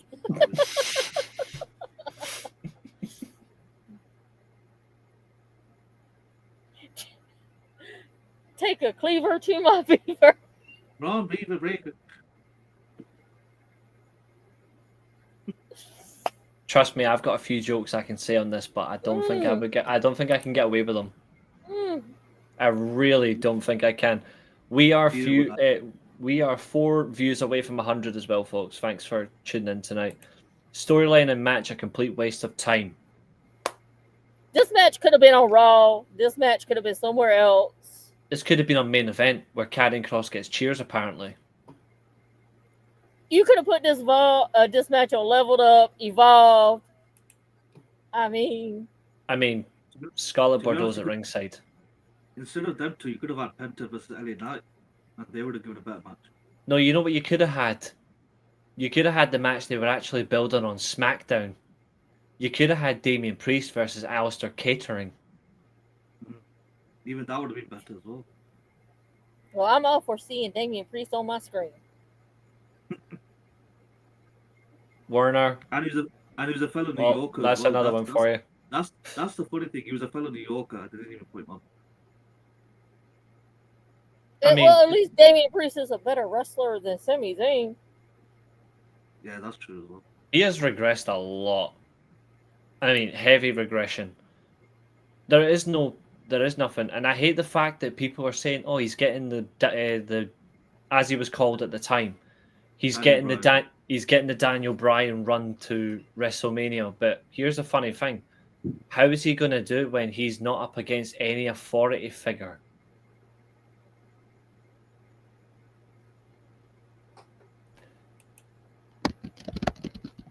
Thank you, sir.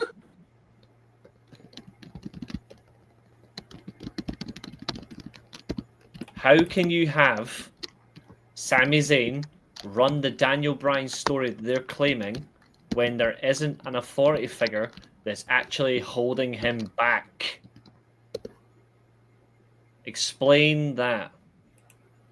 And Catherine, of course, is responding to Werner, so I'm going to just leave that up for Werner for 2 seconds, because Werner's going to have a response. He's going to dig up your ass. I didn't mean it like that. Exactly, Mo. It's common sense. Like, what are you going to do? Have the bald one, Adam Pearce, turn heel?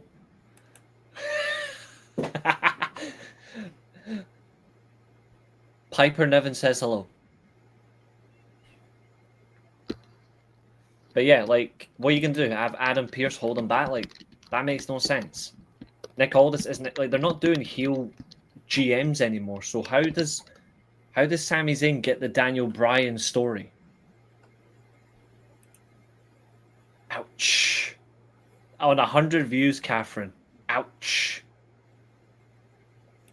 That's what one way. I love him.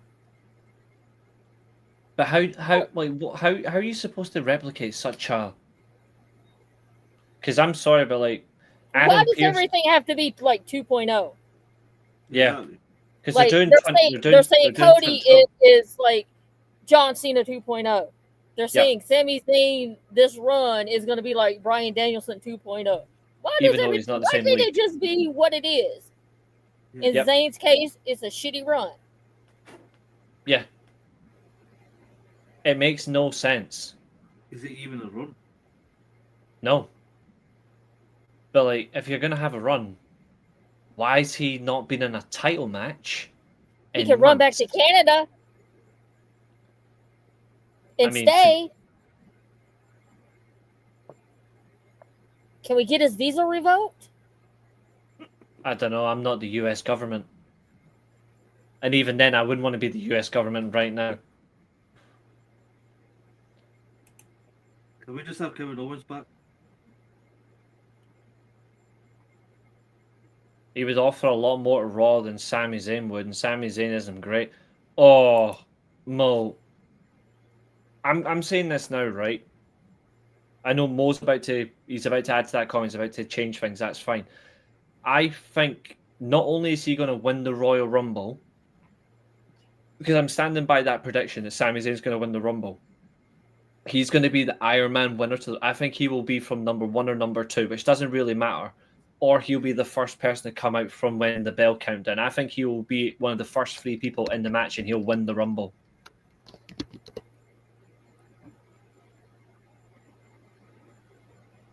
I could see that. What a comment. What a comment. The fact that we're actually now using that name now stands out. Love it. Hell yeah, Mo. Hell yeah. I think he'll either start the match and go and do the distance, or he'll come out like Ric Flair at number 3 and he will do the whole run to the Rumble to win the damn thing. And I'll tell you now, I'm not watching the Royal Rumble anyway. Next year, I'm not watching because I'm standing on I'm not watching Saudi content. But if I come in on the Monday to see that wanker has won the Rumble from the start, I'm going to say I hate myself for getting it right. But then I'll know there's no ambition. You can't pull a swerve on this one. I really hope to God they do. There was no one, Zodiac. They used that as a smokescreen, I think, just to get Brock in the door. Yeah, but yeah, make Reality Favors are wicked, but where are you going to get it? Like, Fernando, nah. I'll tell you now, this is what I think. And I hate I'm putting this in existence. Don't forget him, guys. Because they uploaded him up. This is what I'm thinking. That's exactly what they did, Glenn. I think at WrestleMania, you're going to have Sami Zayn versus... I think you're going to have Sami Zayn versus Seth Rollins for the world title. And I think for the WWE title, it's going to be Cody Rhodes versus CM Punk. It'll either be Cody Rhodes, CM Punk, or Cody Rhodes, Roman Reigns 3. Which I do not want anyway. But it's going to be one of those two for the WWE title. And I honestly think it's going to be... I think they might do Cody Orton for the title. I think that's the Royal Rumble. I think that's the Royal Rumble or SummerSlam. I think they're going to do Seth with CM Punk and then add Sami Zayn included. If they honestly put Seth versus Rollins at WrestleMania, they haven't learned a damn thing. Because we've just had that. We don't want it again. But their motto is basically rinse and repeat. I mean, I wouldn't say no to someone like Braun Breaker win the Royal Rumble next year, but I want to see Braun Breaker actually build himself to it. Obviously, some people you need to categorically build, but you put him in the Royal Rumble straight away and win the damn thing, you've actually made it easier for people to say, fuck, this is worse than Cody, this is worse than Cena. Because this is somebody who actually has family lineage that comes from a different type of family in the business that actually stands out. I'm not saying that to discredit the Rhodes family, but when you look at the Steiner lineage, it's right up there with the Rhodes family. That's what makes it worse. Saudi Zayn is about... Yep, that's exactly what I think, Fletch. That's what I think, Fletch. If WrestleMania goes to Saudi, you can never pick the fuck up. Yep.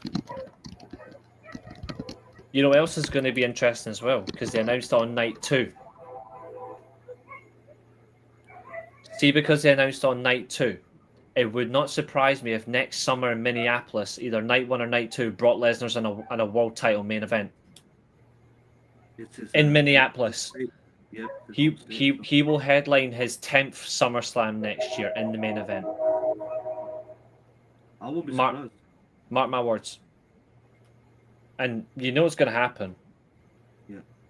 And it'll probably be against that clown Gunther. Because that's not. I don't think that's going to happen at WrestleMania. And unless they really expedite it, but although they might do over several events, maybe, I don't know. But I think Brock Lesnar will be in the main event at SummerSlam night 1 next year. If not, he'll get night 2. I reckon that too. Yeah, mark my words. I honestly think Brock Lesnar will be in that main event. And I think when you look at it, in terms of obvious names, CM Punk, Cody Rhodes, Brock Lesnar, who's the fourth?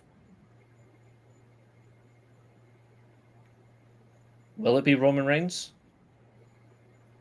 He seems to get a lot of them. So people lift their finger, don't they? This is me to Roman. Good lad. I do think it will happen at some point, James. I do think it will. I'm not sure about it, though. The feud is plain and simple. We're just going to rerun post-2012 after losing to The Rock. They're putting Cody as The Rock situation. Now he's got Brock Lesnar, which makes me wonder about one sad event. You do know that one person's contract expires in October, which has me very concerned. There is one person in AEW whose contract expires in October. And I hope I don't want to see this on the retirement tour. Adam Copeland's contract does expire with AEW in October this year. Oh God. And that's not a joke, like that's a fact. I don't want to see Copeland versus Cena again, even though I know a lot of people have said they want that on this retirement tour. I don't want to constantly see you repeat all the classics. I think that's probably what Cena wants, really. Probably, but it's a bad call. Cena's like, probably, I don't care, I just want some classic people I feuded over the years. So he's probably just waiting for Adam Copeland to finish his contract. Yeah. And it's going to happen. And then you'll see all the tweets saying, oh, he's not a traitor, he's come back home. And then spark tribalism all over again, which is just pointless, but... Yeah, but speaking of... I'm not done talking about this match. We need to really get into this because it's a real concern. It's not just the fact that the match ended, but it's... You're giving them 8 minutes and 10 seconds to do what? I mean, I hope so as well, Werner. I'm just pointing out there that timeline-wise, obviously, his contract is expiring. So I'm just putting that out there as an unfortunate reality. Also, did you guys notice that only Christian Cage got mentioned last night on before the TLC? They mentioned Fubba Blubba Dubba Ray. They mentioned Devon. Thankfully, he's there. Good to see Devon. Yeah. The Hardy Boys, obviously. They mention Christian Cage, but they don't mention Adam Copeland. I don't get that. That's your WWE revisionist history. Yeah, but... We'll write it the way we want to. Yeah, if you're going to rewrite history, that's fine. But if you're mentioning Christian anyway, why not mention Edge? Because Christian had an invisible tag team partner. But then again, Christian's... That is a good point. Yep. That is a good point. Yep. And he only ever lost one TLC match against the worst human being in the world. And I did mention it to Lisa in one of the messages that it wasn't fair for them to mention Dudley Boys and Hardy Boys without mentioning Edge and Christian, because they were also... I agree. That, I completely agree. Yeah, he is very petty, Cameron's putting in, like, very petty. Yeah. But, yeah. I would like to see about this match, Zayn versus Cross. There's another thing that actually got on my nerves a little bit. Now, the crowd were bad all night, and they were very particularly bad on night 2. But there's something I don't understand about these crowds. And I think Werner said it. It might have been Werner, or was it Daryl? I think it might have been on Covalent TV. I think it was last night's show. Well, yourself, Catherine, you might be able to confirm this, or even like Werner or Mo in the chat. The performance of the crowd was really bad, but they deliberately picked up for this match, and then after that they went quiet again. Like they they really picked up when they wanted to, but they picked up specifically for this match. Why? Why? I didn't get that. I think they just wanted to just make that. If you're going to pick up for something, pick up for the main event. You know, because hello, it's a main event. If you're going to pick up for a World Championship match or the Intercontinental title, which is the second longest serving title match, well, title in the company's organization, but you're picking up. Thank you. Thanks, Werner. I couldn't remember who it was. Thanks for confirming that. But you're picking up specifically for this match. There's nothing special about somebody who is an absolute fucking hypocrite versus somebody who was converted into Sparta after Adam Cole cooked him. What? Make that make sense to me. Please, someone try and make that sense to me, because I physically or mentally cannot do it. Because Cross is the flavor of the week for the IWC. But if he is the flavor of the month, why did they not do anything for what was before it? Because Braun Breaker's also a flavor of the month, technically. Well, nobody said those fans are smart. No, true, they're very stupid, but he was many years ago. Sami Zayn hasn't been a heel since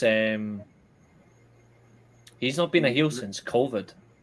The political heel gimmick. Yeah. Oh, we're gonna get to that. Don't you worry. That was. Yeah, but I love ladder matches, but fuck me, like that. The glazing people have said about that match is hilarious. There was way too many people at that lap. Yep. Many. Which is exactly what we said. Too many people, and we're going to get close to an injury, and it had to be somebody nearly from over here that had to do it. Main event, though, Catherine, we know you love CM Punk. I like his song before he started using it. I just wanted Catherine to say because it's always funny. But what did you think of your 30-minute, 20-second main event?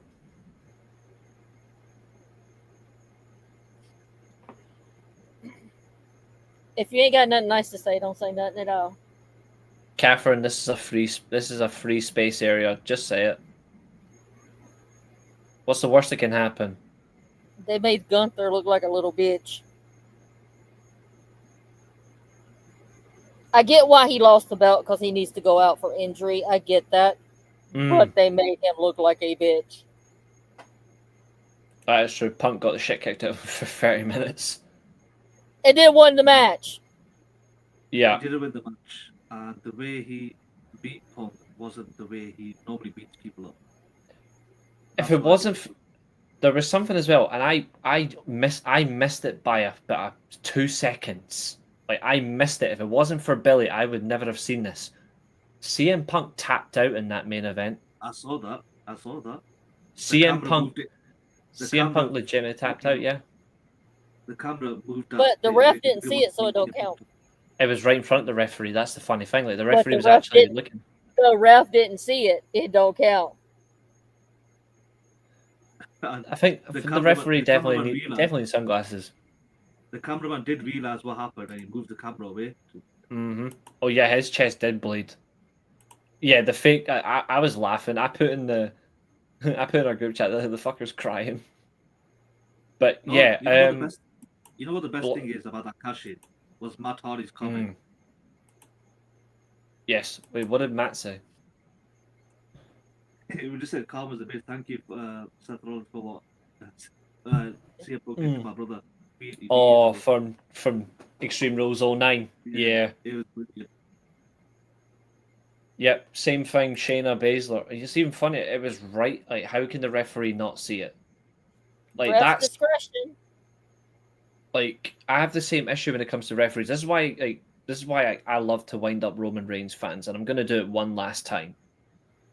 Go for it. See he held the title for 1,316 days. I'm gonna show you for me when the Roman Reigns run for me legitimately ended. One last time, just for people's amusement and my own, because I love to wind people up. This for me is when his shitty little match died.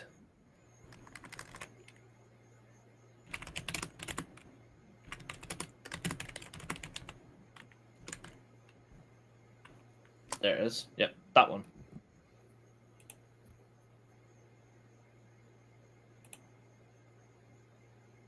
For me, this is when his reign officially ended, and I will not ever change my opinion.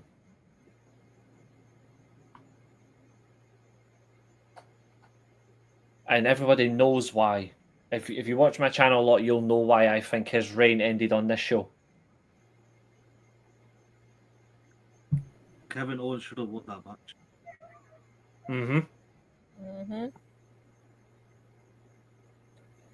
Very easy. And the reason why I say Kevin Owens basically carried him throughout the entire match. the reason why for me that he should have won is because the referee deliberately stopped counting at the count of 9 when Roman Reigns was handcuffed to the pillar. It was still. I'm just typing last man standing. You know what I mean? I don't care. I'm just typing it in last man standing. I just picked a random poster. I don't care. Just had to bring that up, didn't he? Yeah, my point still stands. Yeah, 2021 is what I was looking for. It just didn't give me the poster I wanted. It really didn't. But you know what I mean? Oh, there it is. God, that is a horrible poster. It's still my point. Like, he was handcuffed to that, like, that tower spot, like that tower thing, and he was clearly down. Like, he was, and it was at 9. The referee just stops counting. And I'm like, come on. You had the same thing with LA Knight as well. LA Knight had the free count, and then all of a sudden, nope, we're not doing that. The Pin Balor one is just absolutely funny, but yeah. No, but what annoyed me about that one was absolutely buried. I agree, Mo. when they ruined his Demon Balor gimmick. Yeah, he lost to God. No. Oh yeah, there it is. Funnily enough. Coincidence that the match ended in the same spot. Here it is. It's not him handcuffed, but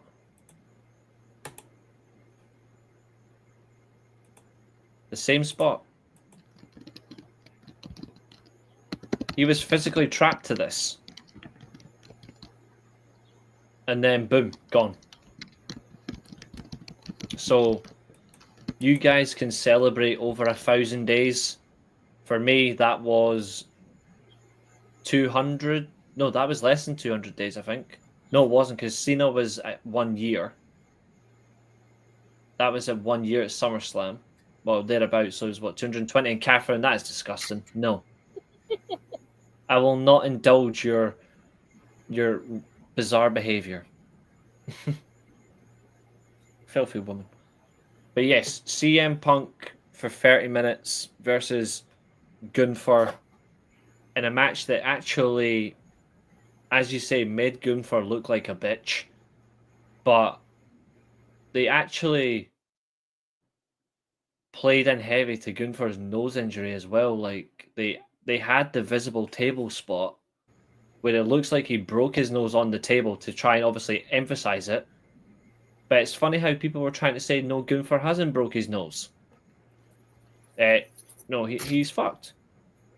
Like he was well and truly screwed, and yeah, he was gassed 5 minutes in, but the fact that he tapped out to the sharpshooter, legitimately tapped out. Yep. Exactly, Werner. You get her told. You get her told. Stop being horny, Catherine. Uh-oh, here we go. She's typing.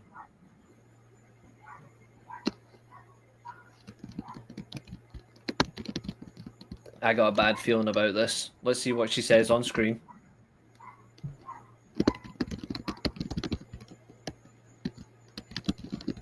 You know Catherine's thinking about Tony Khan the way that she's typing so loud.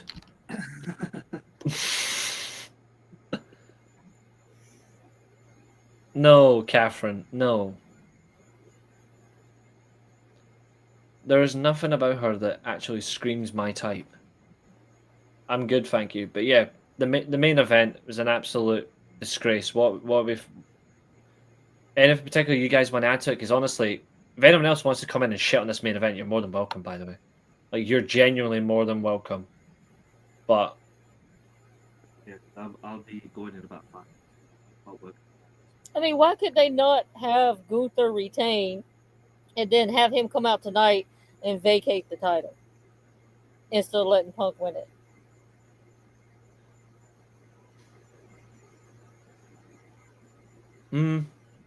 I think the only thing about that, though... But it does follow the storyline, kind of. But Seth said he was going to do everything in his power not to let CM Punk win, but technically CM Punk won. Yeah, I agree. Even if it was for 5 minutes. Yeah, less than Drew McIntyre. Yeah, she's doing it from her chat. Don't worry, I've got it here. There you go. Yeah. He didn't need to win it from Seth. He could have cashed in and done it in front of Seth by pinning Gunther anyway. Because that would have left Punk... That would have been better if he would have cashed in and made it a 3-way at near the end and then pinned Gunther in front of CM Punk. That is, yeah, he's tournament wrestling. That is very true. The reality of it is they really did fuck up. Like, I just could not see Gunther vacating the title as a heel. A heel vacating a title would be embarrassing, but it has happened before. If you're injured, there's nothing you can do about it. Yeah, see, the thing is, going into the show, and I did stand by it, I wasn't sure what they were doing with it, so I'll still refrain. Like, I'm not going to be like Mike Johnson, who cried like a fucking bitch. But I was not sure if he was legitimately injured or if it was just a ruse, right? I didn't really care anyway, because I was like, we already knew that it was going to do something. But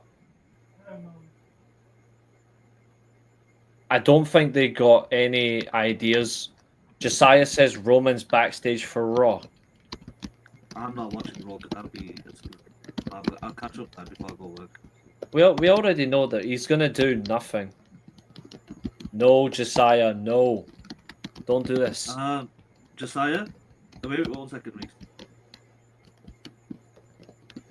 Reese. Josiah is definitely doing that to wind me up, I know it. The son bitch. Smart move, Catherine. The only thing he sold was his damn haircut and his shitty bloody dress sense. But the reality is, what I found really odd is the way that certain media channels behaved because of this.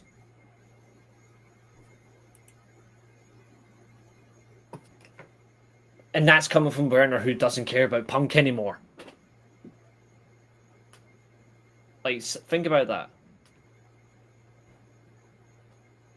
Starting 26 fresh that way the funny thing is, see, after Survivor Series, there is no pay-per-view for WWE.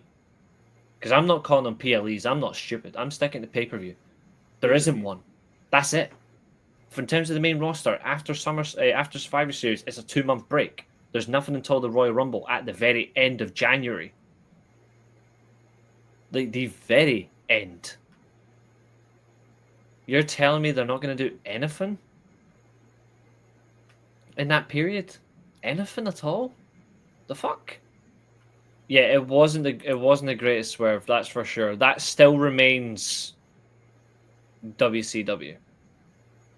The greatest swerve in wrestling for all time will still be WCW until something actually happens in the modern era that stands out.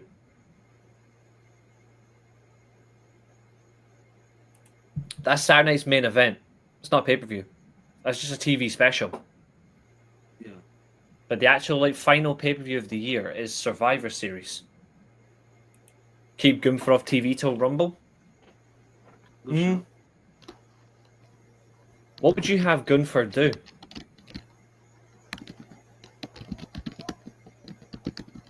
Would you have him in the Rumble, or... Is he supposed to be seen as last opponent? He is apparently meant to be seen as last opponent, yeah. I don't know. The greatest swerve in wrestling is, was, and will be Strickland. Good one, Josiah. Good one. I watched a video of the fans leaving the stadium on the escalator singing Rollins theme. One big CM Punk fan, a grown man ranting, acting like a child. God almighty. Did you see the video of two fans fighting in the crowd? Yeah, I saw that. Yeah, it was 2 women. Apparently, one of them was an indie wrestler. Apparently. Surprise Rumble entry? Fair enough. Gunther started degressing after he lost his title to Sammy last year, sends Bleach. So you want to see Gunther just try to chop 2 of the best in the world? I don't want Okada and Takeshita to be punished. Oh, I got it. Gunther versus everybody's sexual lord and savior, Ishii. If you want a chop fest, I'm just saying.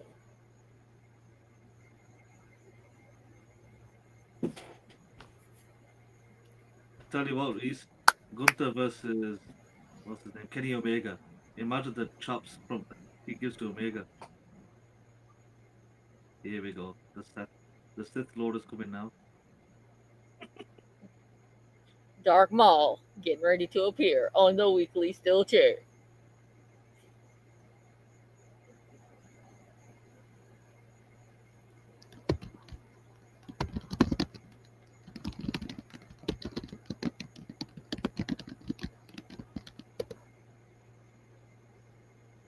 Oh dear God, Catherine. Oh dear God. Gunther versus Kenny Omega, Reese. Oh, I hope this will never happen, thank God. Gunther doing the G1, I don't think that'll happen. Gunther versus Bryan Danielson. Bryan Danielson would tear him to shreds. I wouldn't be surprised if Lay Bitch wins the Rumble. I mean, if they have him instead of Sami Zayn, that would be a change. But I think they're going to stick with the Canadian Che Guevara. Right, guys, I gotta go. Love you. All right, Abel. Take care, guys. See you next. See you later, mate. Bye, Abu. I'm not even gonna question it. Oh, exactly. Just put him back in the ring with Will Ospreay, and you'll see how exposed he gets. But John Cena is a better wrestler than Will Ospreay. Even AI said that was bullshit. No, that was Roman Reigns. Oh yeah, actually, thanks for that. Bit of humor. If you want to wind up a WWE fan, if you really want to wind up a WWE fan, just Just look at this.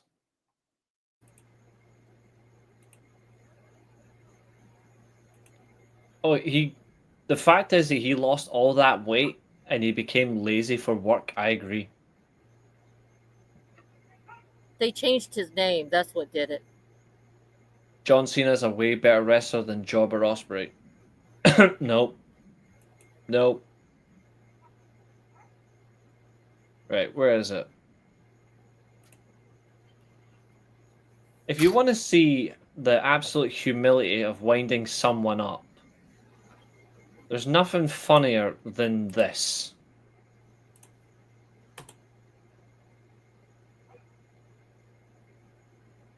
There is nothing funnier than Roman Reigns' biggest dick riding stan account getting Grok to shut him down. Absolutely funny.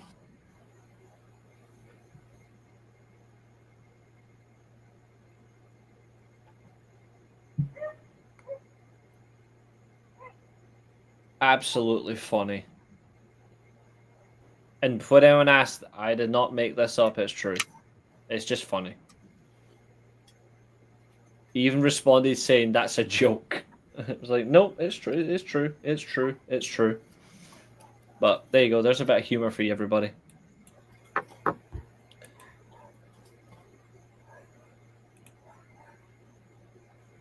Well, he's better than DIY, and the machine guns are jobbers, Will Ospreay isn't. Like, the Motorcycle Machine Guns have become jobbers, Will Ospreay hasn't. He's a consistent in the main event scene. Stronger champions by far. Like, far stronger champions. Catherine won't like the fact that Hangman's mentioned, but it is true.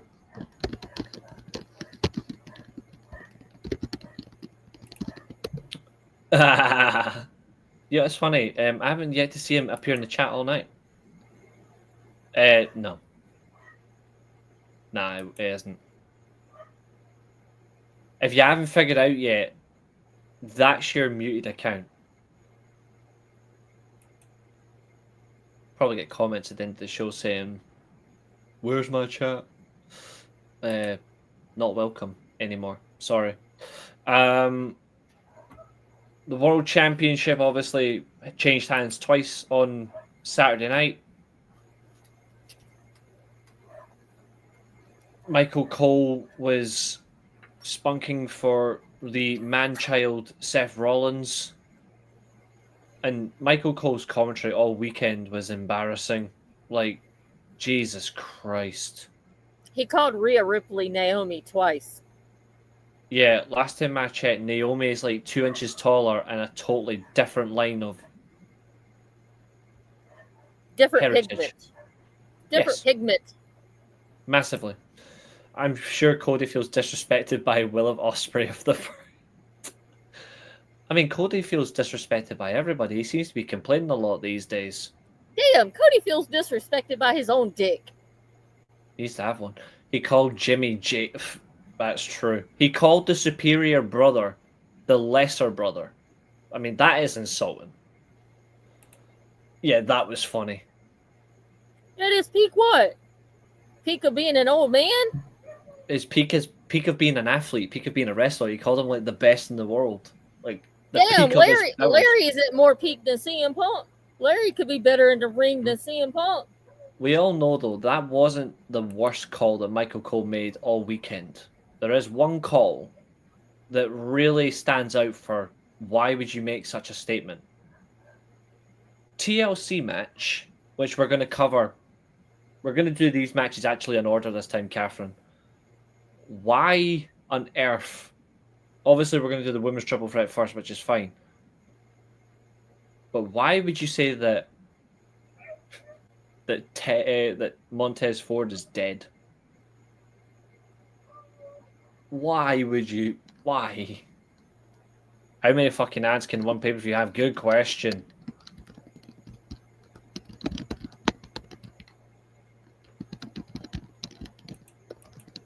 It is Cody's fault because he doesn't react properly.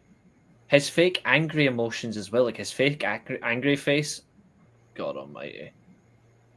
It looks like every time he gets angry, it looks like he's holding in a shit.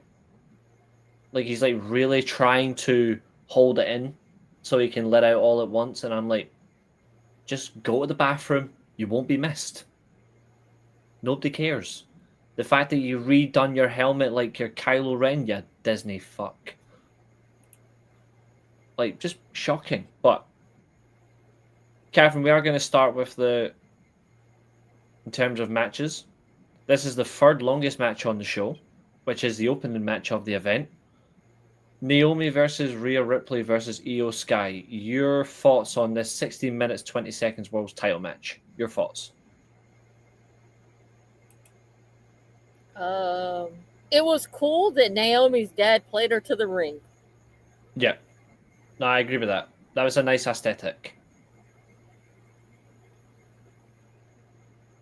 There's only one thing. But basically, it was a match between Rhea and Io. Like, Naomi didn't seem to have a place in the match, really. And she was the champion.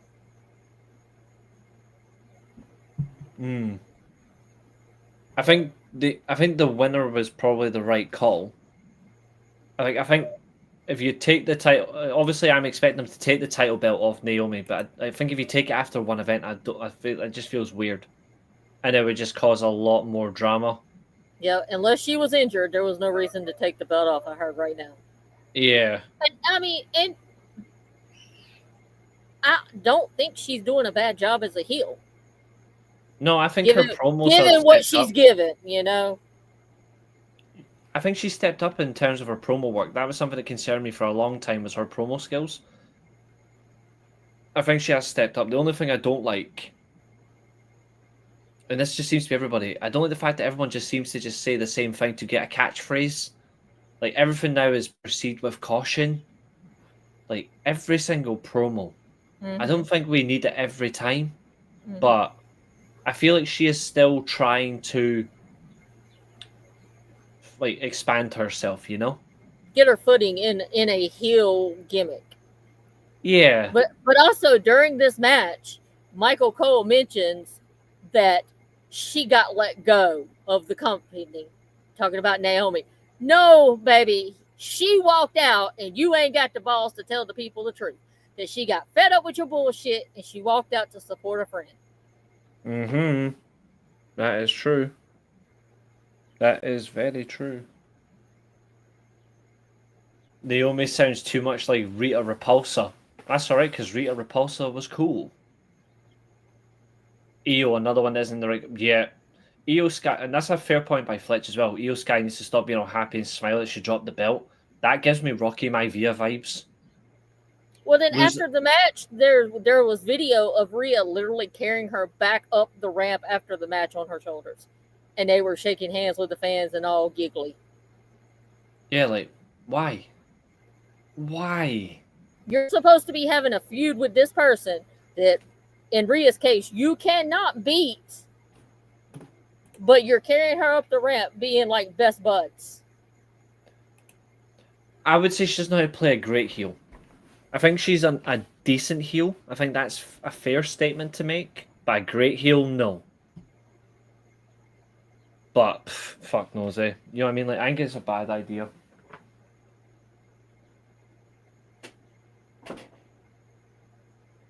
And it also could be, because, you know, there have been rumors about Bianca becoming heel. I've been saying it for over a year.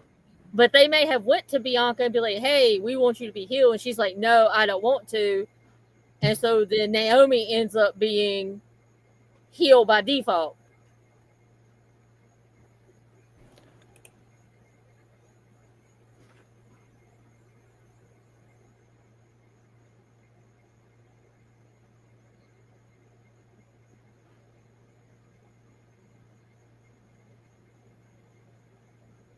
Nah, I don't think so. I'm actually trying to think in circumstance.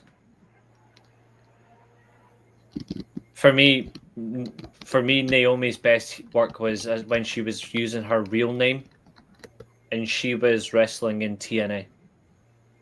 I think when she was, because she actually had far better stories, far better matches. Now I'm glad that she's got at least a reward here. It depends on how you take it. I like that she's been given this World Championship run. I just don't think I don't think it was the right choice anyway. And two, I don't think it makes any point with, and I'm not saying this as a way to put down Naomi. I've got no dislike against her at all. I've got nothing against her at all. Because she actually takes the business very seriously. And I respect it, even though she's stuck in that idiotic family. I like that she takes it very seriously. But in what universe is Naomi a better worker, a better promo, or a better wrestler than Chelsea Green? In the same reality, the same circumstance, with an established gimmick that's already there? I don't think so. But on the flip side, I am glad to see that she's at least being given a chance. But the sad reality is, the minute she takes the title off, when she gets the title taken off her, she's going to immediately get booted off the main spot, and she'll end up just saying, "Okay, I've done my time. Now it's time to leave." I'd be okay with that if that's what she chooses to do. I mean, Rikishi is pushing her to start a family. You got to remember this too. She's married to Jimmy. What was she before then? A bigger star than Jimmy. I'm sorry, but Jimmy wasn't even on TV. He wasn't even on pay-per-views until he, to quote Xavier Woods, he got his wife put her on Total Divas. Just saying, that is a fact. Because they got nothing. And yes, I do have a bias to TNA, but here's the funny thing. I saw Naomi in her first run in the Funkadactyls, and we got to see her still be creative. We still got to be enjoyable, bouncy. She turned heel, became a heel in 2015. That's who we're missing. That's who we're missing. Ariane. The Funkadactyls and Tyrus's character, whatever his name was. Brodus Clay and the Funkadactyls. That's what we need back in WWE. And they brought back, he went to, obviously at the time it was A-Train, then he went to New Japan, he became Giant Bernard, and Tensai, Brodus Clay, and the Funkadactyls, Ariane and Naomi. But here's the thing, I can recite her whole career. The one thing that's always been, in my opinion, good about Naomi is, even when it was being horribly shit for her, she actually put effort in. Like she at least puts effort in. The trouble is, she ain't getting anywhere. This is like, in terms of that, you could say I've got a bias to one company, but I'm not being biased here. I'm not being biased at all. The reason why I think that her best run was in TNA is because she actually did a lot more than just be the champion. She actually got to come in and be expressive on her own. Without the TNA run, you don't get Naomi as a heel world champion in WWE. That's not a TNA bias. That's just a fact of life. And there's another quote for you. Without TNA and NWA, you don't get fucking LA Knight and that stupid yeah chant. Dummy. Because that's what it used to be. It was a dummy chant. So, there you go. Is there any drama between Zilla Fatu and WWE? No, there's just Zilla Fatu with GCW and all that crap when he fucks off. Zilla Fatu is a scumbag. I'm saying this now. WWE love to sign scumbags. Zilla Fatu is a scumbag when it comes to indie promotions. And you can thank Booker T as well for that, the fucking dick.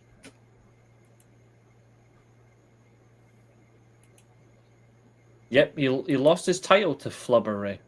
Flubba Dubba Suckley Ray, that's what I call him. She's very expensive. Who isn't?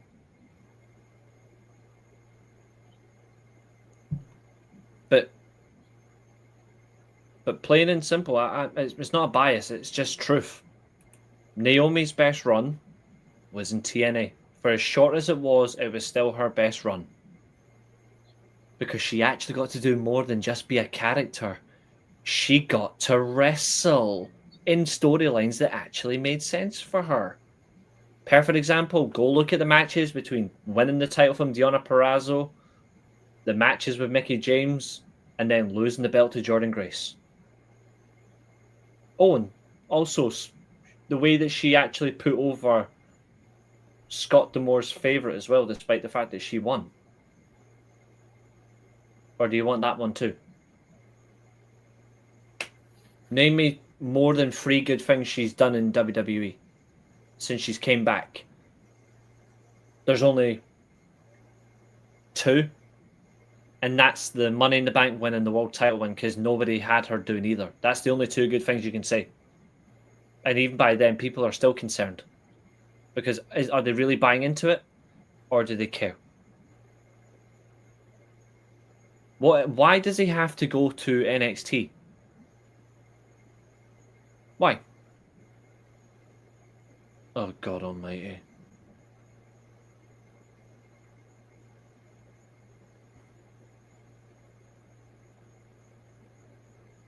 Zilla Fatu, if he wants to earn his stripes in the business, he goes to the company that he chose to walk out on and actually honor those dates.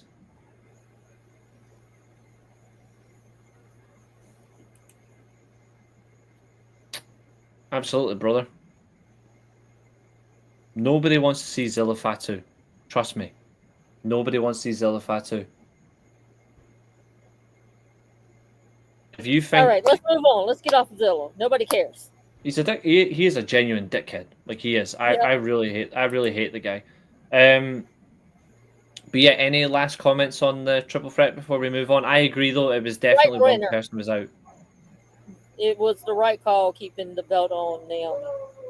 I want to praise one thing before we do move on. I really did like that running knee that she did on Io Sky.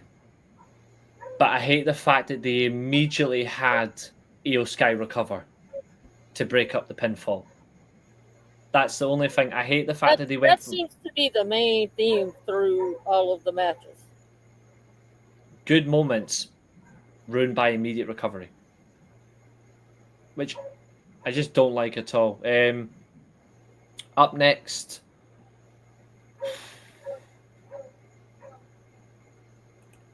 Oh yeah, 100%. Like, me and Mo were raving that high knee last night. We were raving it. But then we were like, fuck this. Yep. Her new caution gimmick is the best work she's ever done. That's your opinion, but I completely disagree. I think you could arguably say maybe second, but that depends on your opinion on the first glow gimmick before they went too far.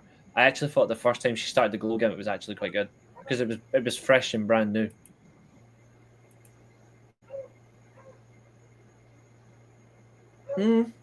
Possibly. But it won't make a difference when you get to Australia. But yes, TL Jesus Christ C. This is another one that actually caused people a lot of anger. Because, again, the issue is there's a lot of teams in this match. So you're over-exhausting the ringside area with very little space. You're exhausting the limitations of cutting cameras to other talent to let them actually have screen time. You then overexhaust all the table and ladder spot fests. You've got a massive risk of injury. You give them more than 15 minutes, which again, I don't mind more than 15 minutes for a tag match. But not when there's so many tag teams. If you're giving them 16 minutes, split it in half. Have 6 people in the match. But why? I like what Daryl said last night on their review. Yep. It was basically nothing but a spot fest. You do your spot, you do your spot. Yep. You know, it was. That's all it was. And Pretty Deadly couldn't have won because one of them is injured. So how would they have won? They wouldn't. That don't even make sense, Bleach. Come on now. Exactly. Be serious. I said it earlier on at the start. Yep, too many tags. I said at the start, like, if you're going to have this match, if you're not going to have the machine guns win it, who in my opinion should have won the match, if you're not going to have the guns win it, give it to Fraxium or give it to the Street Profits. Or if you wanted a shock and awe, give it to Andrade and Andrade and Phoenix. Yep. Yes. I think they're going to at some point add Penta into that, and they're going to try and mock the Death Triangle idea, but then not get it right because Pac is still better than Andrade. And then, not only did you had all those teams, then you added the 2 females. So you had B-Fab and Candice LeRae. 3, Nikki Cross. Oh yeah, I forgot about Nikki Cross. Mo, trust me, I can see it coming. Trust me, I can see it coming. I think they will. But yeah, Josiah, literally the one team that shouldn't have won this, and also Montez died. But yeah, I feel like the guys from South Park. Oh my God, they killed Tez. Pretty much. My biggest concern as well, though, Joe Gacy nearly broke his neck. Dexter Lumis looked really shaky, and I've got nothing against Dexter Lumis at all. He was much better as Samuel Shaw. There's some bias, but he looked very shaky. He gave me I know I did the rewatch along streams I've not done in a little while. We're going to bring them back this week, guys. But we did the rewatch along of the Armageddon Fatal 4-Way ladder match that London and Kendrick won. Dexter Lumis was giving me William Regal and Terry Taylor vibes of climbing the ladder and being very scared. He looked so scared climbing the ladder, and I'm like, why not just make... The dude has some kind of phobia of heights. Why are you making him climb a ladder? Yeah, why not have someone else do it? And also, this should have been a gauntlet or an eliminator match. This should not have been a TLC match. If you're going to have a TLC match, do it for the titles on Raw. And just have a triple threat there. 2 or 3 teams in it. That's it. Yeah. Fernando says Fraxium should have won. I mean, even the crowd reaction when the Wyatts won was like, oh. I don't think the Wyatts are getting over like Gorilla is thinking they are.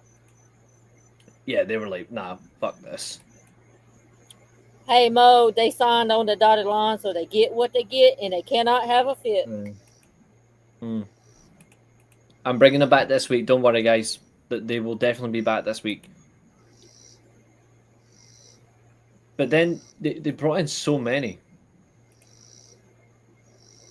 They've got enough to do a triple threat. That's my point. They've got enough to do a triple threat. You didn't have to overuse all your tag teams on SmackDown for this match. This was a horrible idea. Another match with no color. Yeah, none at all. There were 3 matches on night 2 that could have had color. This one, the Becky match, and the Cody match. And none of them had color. You got more color at Gunther selling his nose than all of this combined. Mm-hmm. The steel cage match as well, actually. Yeah. So there's 4. Make that make sense. Clown shoes, but yeah, we get ladders. We get ladder break spot. That Candice LeRae going for the ladder spot. That was definitely them trying to capture some indie fan moment, but it just didn't seem right to me, you know. Oh yeah, the fans proper hate the outcome. It's all about their social media clicks now. The fans definitely hate the outcome. That's one time where they really were silent for the for the right reasons. The Wyatt should never have won this match. I think they just need to let them go. Mm-hmm. The spooky gimmick is not getting over. I said it when not Bray. It's not. You cannot recreate something. I said it when they first brought this. Then they brought this faction back. Previously, this was going to end in a shit show. It was going to end badly. I said it. I was like, this will die on the first night, and it did. Absolutely, Mo. Stop having these matches if you're not going to do it, because people are going to say, oh, why the obsession with blood? It's not a blood obsession. It's like we always say, it's using blood properly. These matches make sense.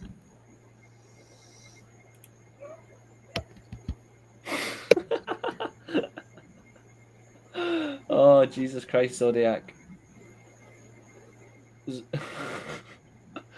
Why did I just read that with Cody's tune in my head?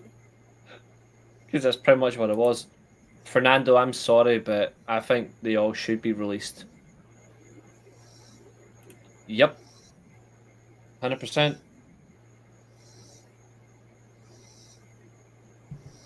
When the Machine Gun signed, I said it's going to backfire. When the Wyatt 6 gimmick debuted, I said it was going to backfire.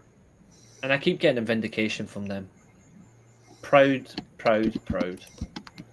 Same Josiah. Same Brody. You're back on tomorrow as well, because I'll tell you this now. I don't know if I can be arsed doing a Raw review tomorrow. I'll probably just end up just doing New Japan. So, big man, if you're available tomorrow, unless you want to do Raw as well with me, it's up to you. But now for the second worst match on the card.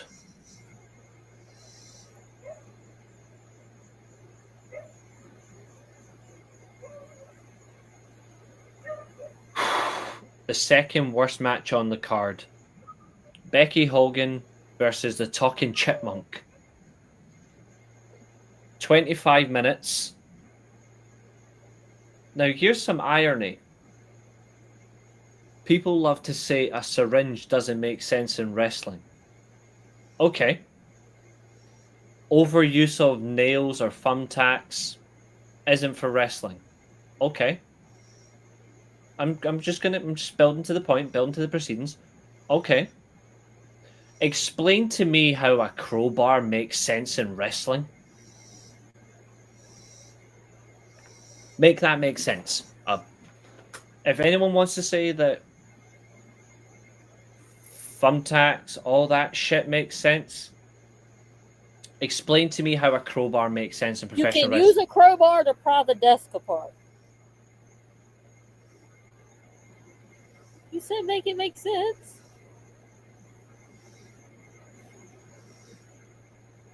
Catherine's letting us all down. Or you could use it to pry Becky's mouth open. You are brilliant, mate. Raw will depend on what actually happens, but don't worry, G100%, because we've got a big match to cover, and we've got a standing platform. A crowbar is something Kevin Nash would use. I mean, but Nitro, Kevin Nash is a big guy. He should use it. If you count it, I think it's about a minute and a half. And it's embarrassing. The G1 has been great. There's just one problem, and I stand by it. The young guys aren't getting the crowds they deserve. It's a shame. But the matches have been good. Bird Girl is done. Thank you, Jesus. I think Bird Girl is done. That is correct. He was managed by her. Long may she rest in peace.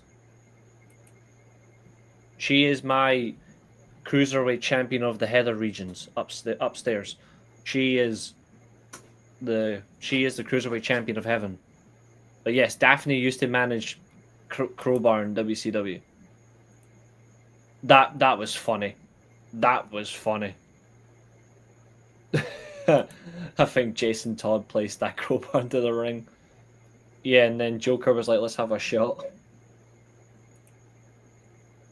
Yeah, they do. David Flair, yeah.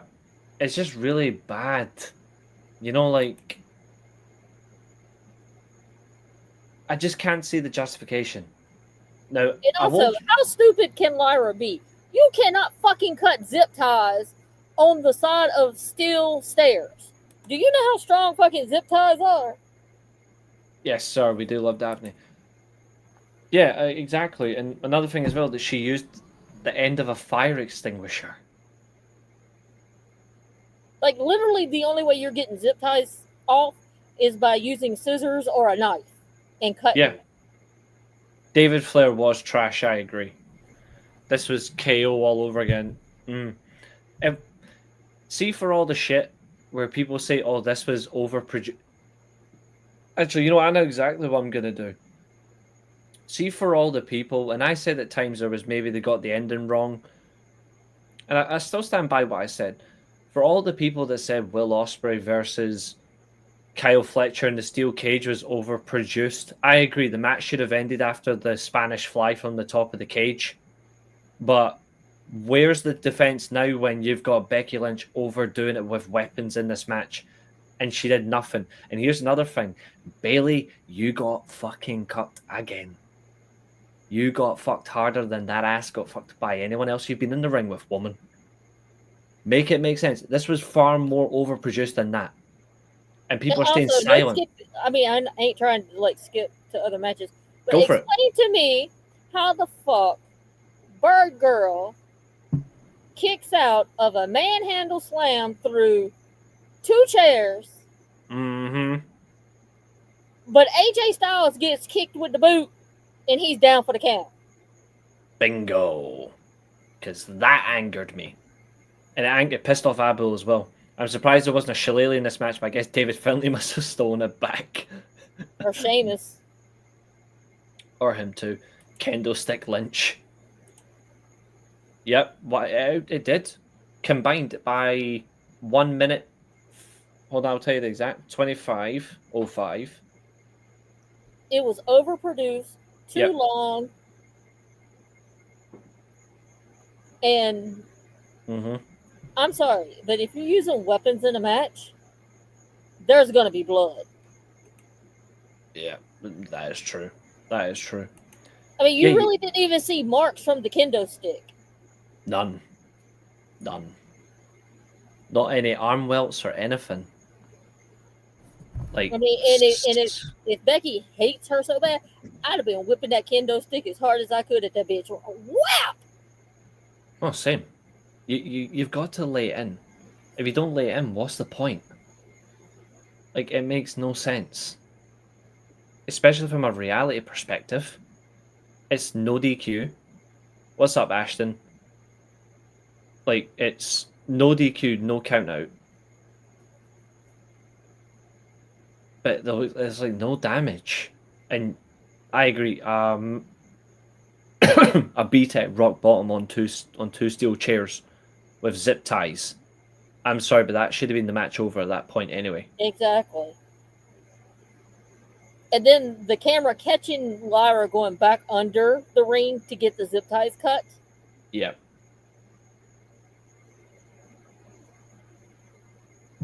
Horrible. What do you think of this? I've seen a lot of people praising that new theme song last night. I don't know what to make of it. It was like AI and Death Rebel had a baby together. Yeah. It sucked. It was very strange. But yeah, that match went 25 minutes. It was the second longest match on the show.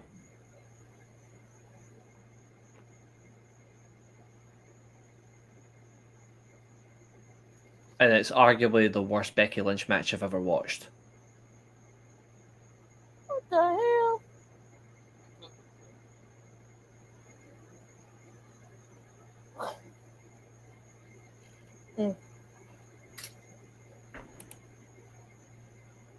You're not the man. Stop stealing Ric Flair's gimmick. Come up with your own shit and stop stealing The Rock's moves.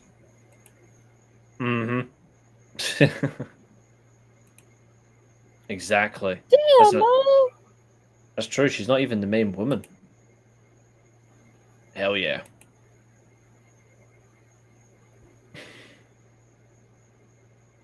Lyra Valkyria if I had to pick well. between her and Charlotte, I'd go with Charlotte. Yeah. I think I could tolerate Charlotte more than Becky. Same. Lyra Valkyria, though. She has now lost. I think at some she's point... lost her chance at the IC. Please, please, please, please tell me they're not putting her in the world title picture. I still feel like we're going to have... I think one of them is now turning heel. I think it's still going to be Lyra. But I don't know how they're going to do it. Won't be any better. She sucks on the mic. Oh, I agree. She's a talking chipmunk. But it's the circumstance. I don't know how it's going to work. That's my thing. She can't get a title shot, so what's she going to do? Screw Becky at the title? But that would make her still a babyface. Unless she screws Bayley. I don't know how it works.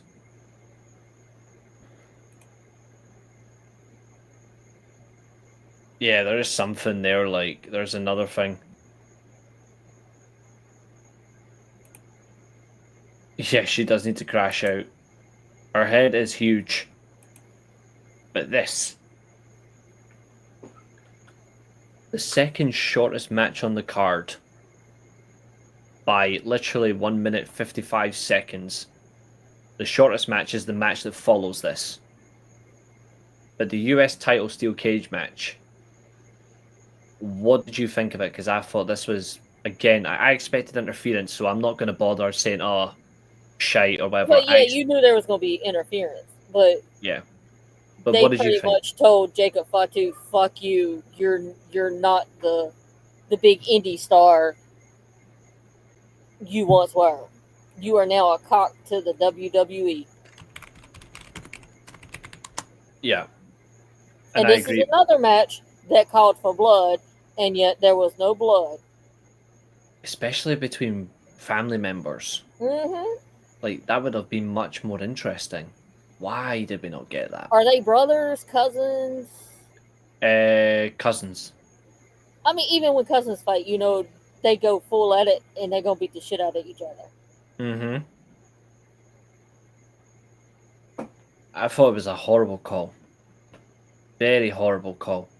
And then you have him handcuffed and then he breaks free so quickly. What? So what's next for Solo Sikoa now that he retained his title? They're going to have a rematch again? Probably, because, you know, it's rinse and repeat. But it's building up to Survivor who Series. else is who's gonna take the belt off of Solo? One of his own members going to turn? Is Hikaleo going to turn? Because I ain't calling him that name. Only Gunnar bed blood. Exactly, Josiah. Oh, we're not saying it wasn't. We're not saying it's not. Like, we know this. But why are we not getting more to it? Like, an absolute bloodbath between family members. Why not? It felt cheap. I mean, that should have been a blood feud. It's your family.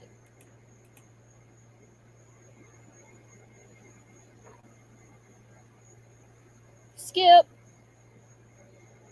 Santos Escobar's finish, mate. Jim Uso. Maybe. I know what they're going to do. They're going to let Jay have it because they want to eat.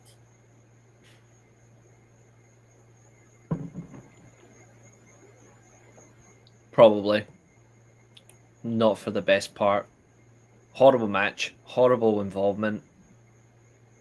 Overall stupid. And then speaking of stupid... You should have had more time for a cage match. Oh, yeah. 100%. And then speaking of stupid... I'm actually bringing up my Twitter for this because this really... This next bit was nice. Like, this next bit is nice. Where is it?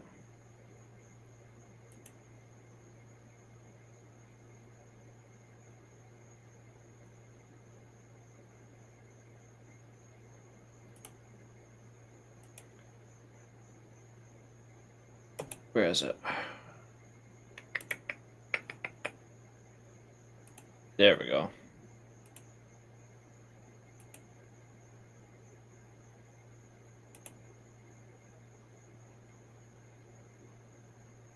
Bleach, what about Solo versus Dominic Mysterio? Winner takes all. I mean...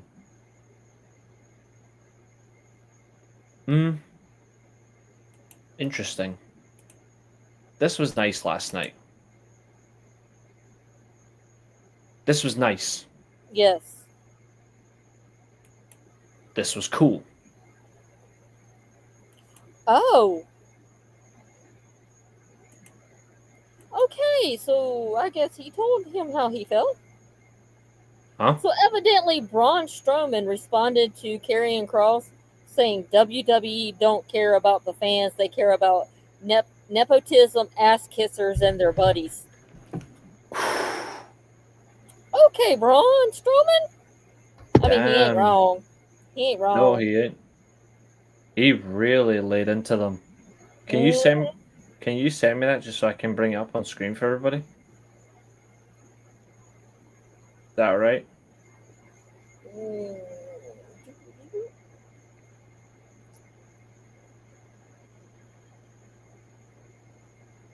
But yeah,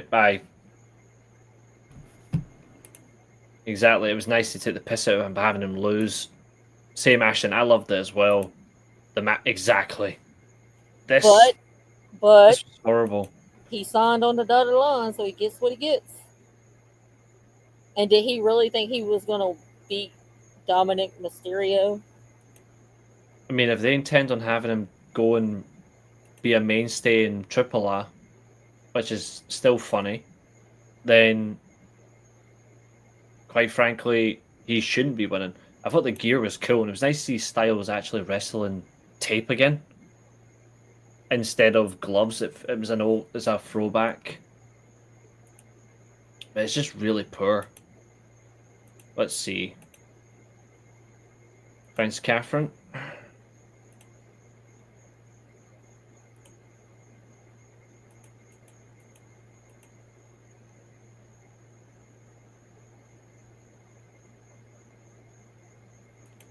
Yeah, Mole, that's a good point.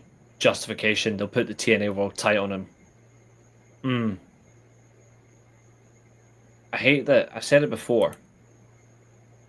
I'll gladly make AJ an exception when it comes to an Eddie Guerrero tribute because he's not stealing the moves. But I hate that everybody now that pays homage to Eddie Guerrero just does his moves. Like, it fucking annoys me. Oh, fuck me. Backwards with a blowtorch. No thanks. What is it? Evidently, Jelly Roll is going to potentially cover Randy Orton's theme song on an album.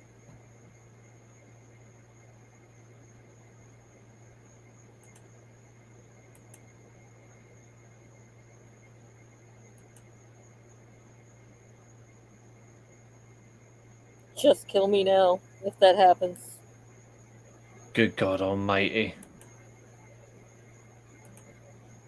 Just kill me now if that happens. Good God Almighty.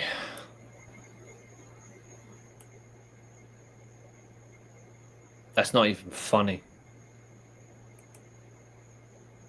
That is embarrassing.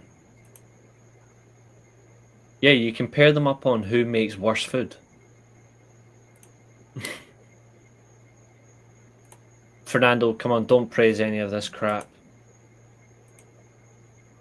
Oh, wait, what's... Aye, Josiah's he's just sent me it as well.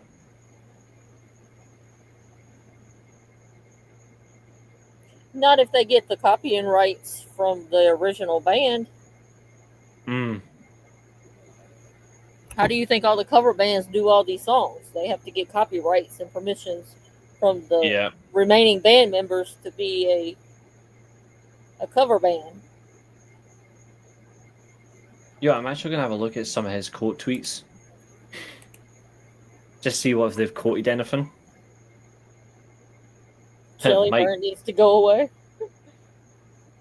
Absolutely. Mike Gilbert says Adam Scherr is dishing out Ring of Honor legend Titan Adam Scherr is dishing out about the suits at the Fed. Yeah, I don't think he's ever coming back now. There's a lot of responses here. Jelly Roll's over welcoming his stay.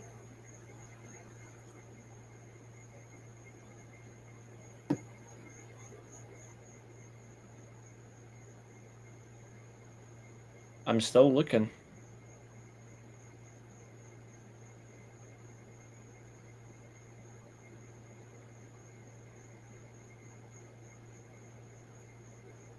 I know we were all upset we did not get to see the Jelly Canadian Destroyer.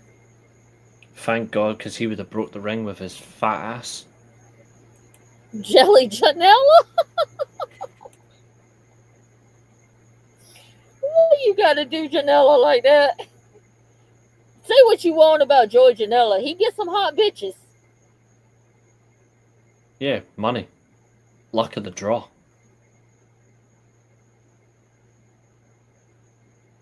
Let's see what else is here.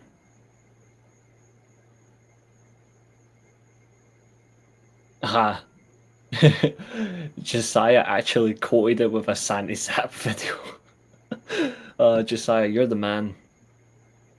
I'm actually going to repost his. Like, Josiah's the man. Let's see what else we got.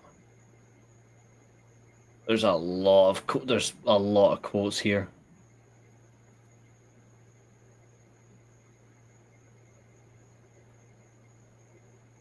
You know what's funny? Jelly Roll should be in a Jelly Roll eating contest against, I don't know, Otis. Winner stay, loser leaves forever.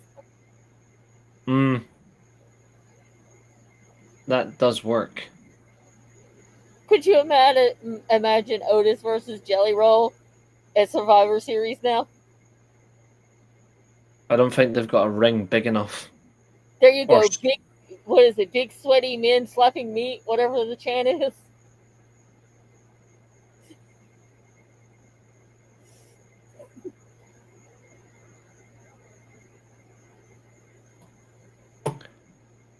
Jelly homeless, more like. Jelly in the cheese.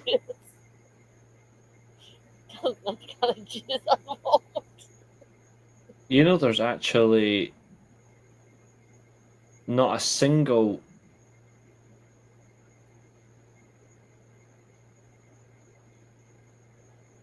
WWE fan that's actually Jelly hole. Can Jelly even find his hole? No. Actually, I'll be more specific.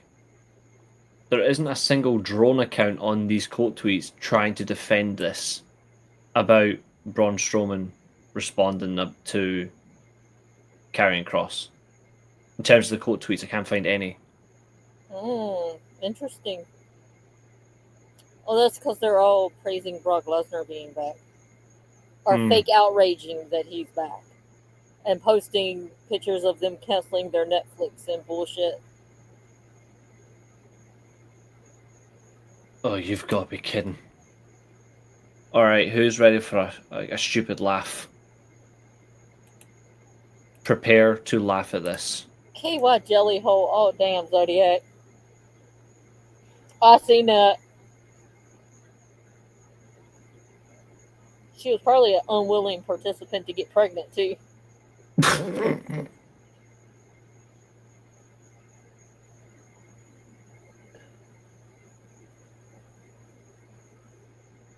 Damn. She was probably drunk when she fucked Seth. That was an oopsie baby.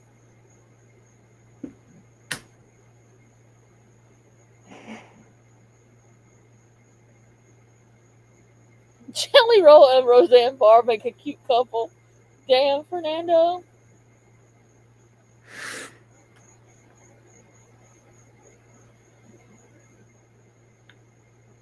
I'm just holding back the last because that was something I said. Mm-hmm.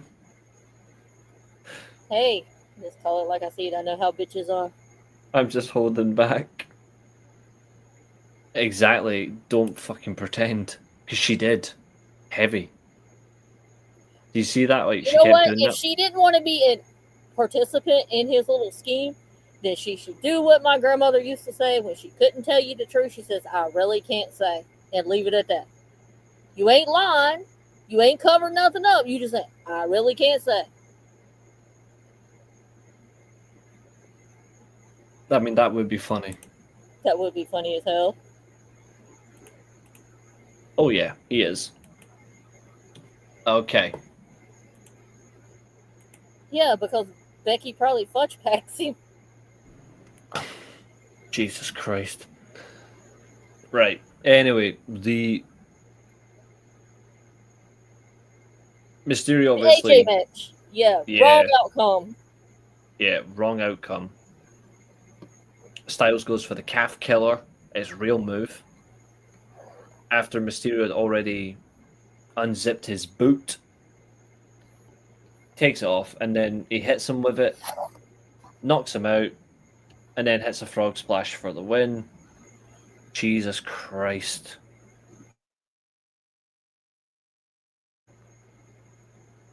Just not good.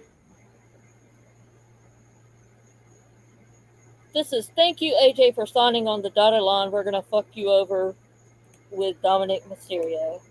Enjoy taking it in the ass. Pretty much.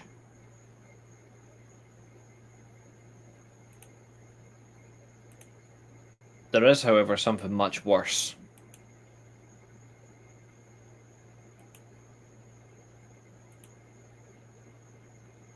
The Nathan Fraser. The guy that's in Fraxium. He came from Seth Rollins' school. That's all I know. He's the only one that I know.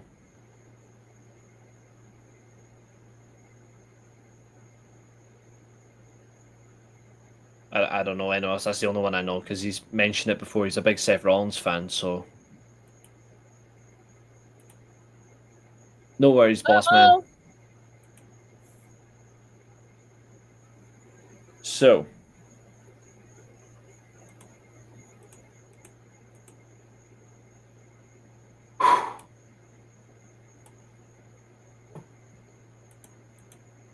the last IC match of SummerSlam.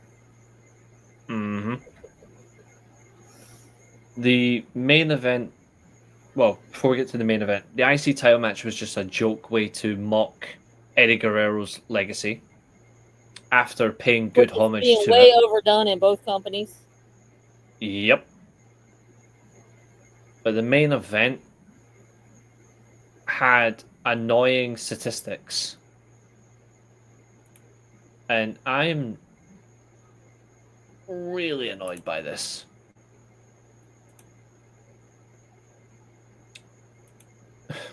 The main event was a street fight between John Cena and Cody Rhodes. And again, you have a street fight, but you have no blood. Oh, no. I can go one better. You have a street fight that has this. I'm not going to bring up my thread. There's no point. I'm going to bring I up don't even think there was interference in this match, was there? Nope. I counted it all. I made a thread of it.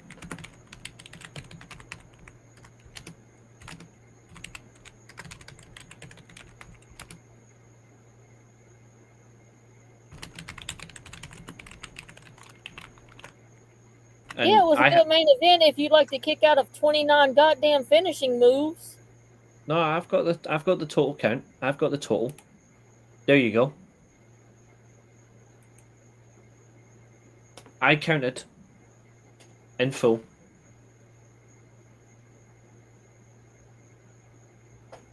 I'm sorry, but that's embarrassing. Like, I'm gonna do a finisher or I'm gonna do a signature move, and you're gonna kick out.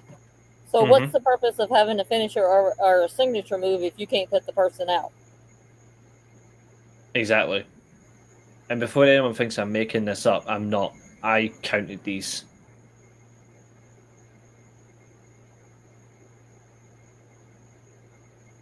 It's not really a fun fact, but it is a fact. It should have had some sort of stipulation as well. Really bizarre. And then on night 2, if you notice, most of the heels won. Yep. That's true.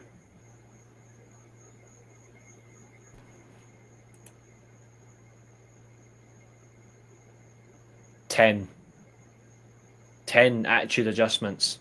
Well, evidently, Nikki Bella couldn't survive one.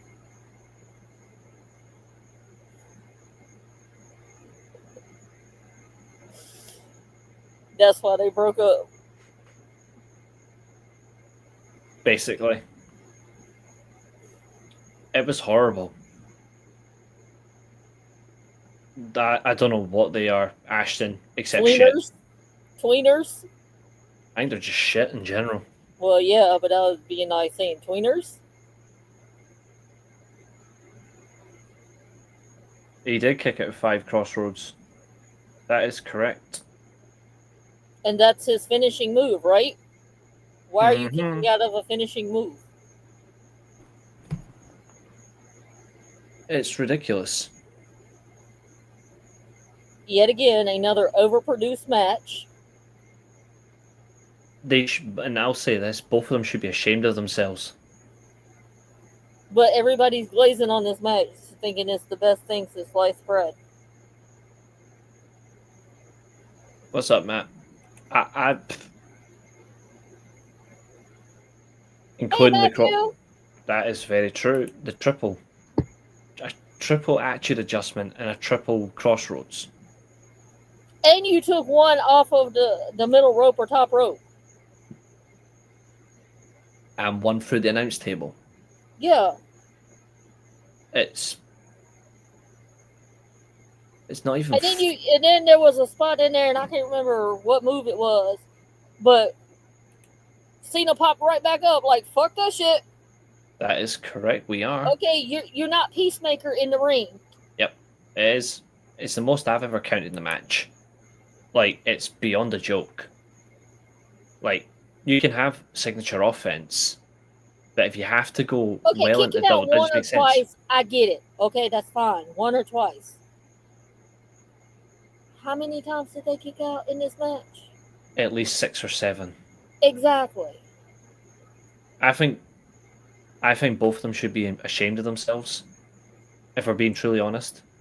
But also, the fact that people are praising this match, saying it was good. I'm sorry, for 37 minutes and vast majority of the offense is finishing move offense. I'm sorry, but that's not. I don't care what anyone thinks about professional wrestling.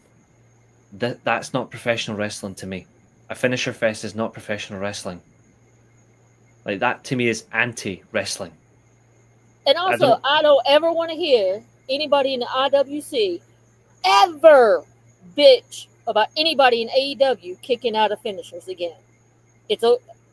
I was actually listening to a live watch along, and I think it was night one, and one of the commenters said, well, kicking out of finishers in a pay-per-view is okay, but not in AEW, only in WWE.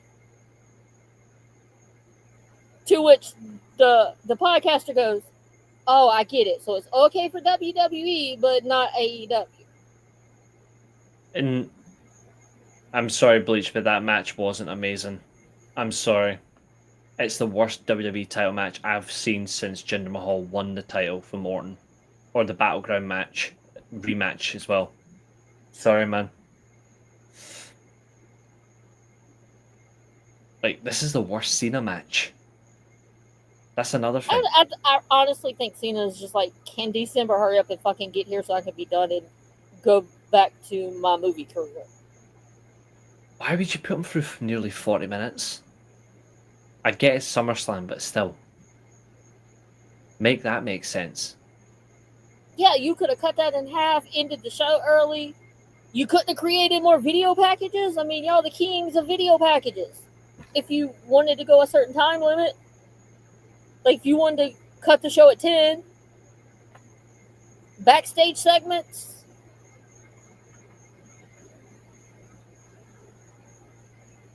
It was god awful. I didn't like the... I honestly think I would have rather watched a fucking Cunta Rosa match over this. It's funny you say that as Mo returns. That's how bad this match was. Same. Scary thing as well, for me, is the fact that Cena carried him all the way to the ring from the entrance ramp. Oh, he come up from the Cody Vader.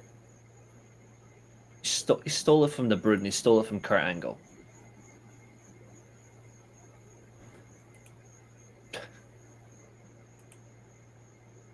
Not in the best way, but was this match not trash? Come on, horrible. It was awful. I would have rather seen Cunta Rosa wrestle than this bullshit. And honestly, to be honest, I think I was actually playing my Switch during this match because I was so fucking bored. I don't blame you.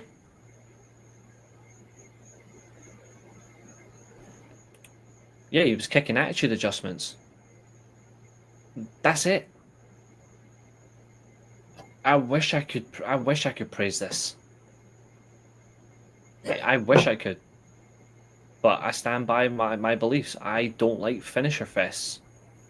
Finisher fests ruin wrestling. And this did that.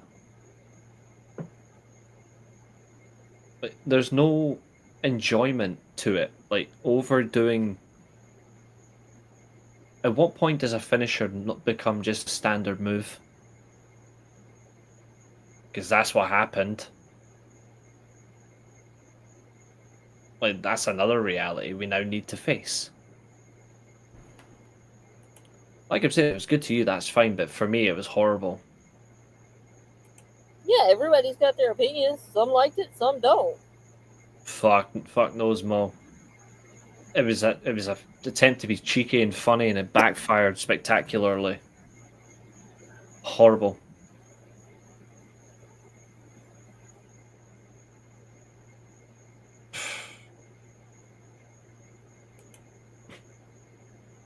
Zilch.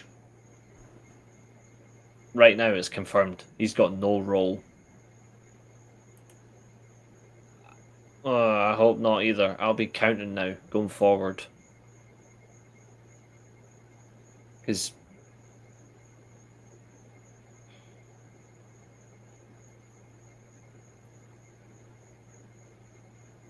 maybe I'm old school. Maybe I'm too old school slightly. But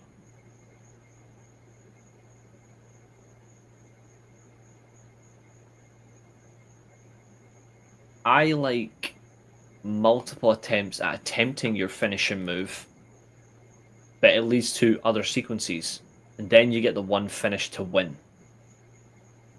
Or one gets a kick out, so you go again, say 5-10 minutes later. I don't like 50 finishers in a match, as an example of a number. I don't like that. Mm-hmm. Like, I like sequence attempt, like attempt, counter, finally lands it, kick out. Go again. Totally fine with that. Not bang, bang, bang, bang, bang. That's not wrestling. Probably is. Possibly. With his New Japan shirt on. That Dusty Rhodes opening video thing as well was pathetic.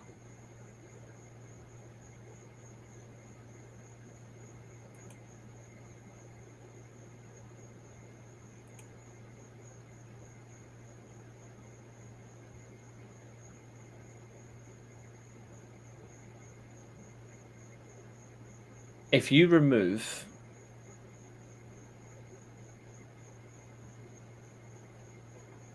"19 finishers," I will agree. And you just make it more about beating each other to death. But this was terrible. It was a street fight. Where were the weapons? Where were the interference? Simply put, where was the enjoyment? He's already got 6 moves. The lightning fist.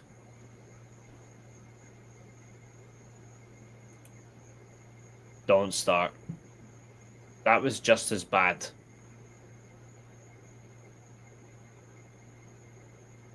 But still, even Brock Lesnar didn't have 20 finishers in a match. The most you got with Lesnar was, what, 5 or 6?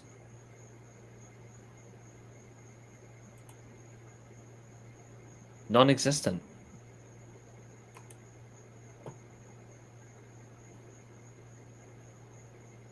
Yep. Yes, Cody, we get it. You're Dusty's son. Dusty has no other children but you. It's pretty much what he does every time. You know what's even worse? How much of a moron his sister is. Because she can't keep her gob shut. Every time he wins or loses, she's always on there going. And I'm like, that is true. That was horrible.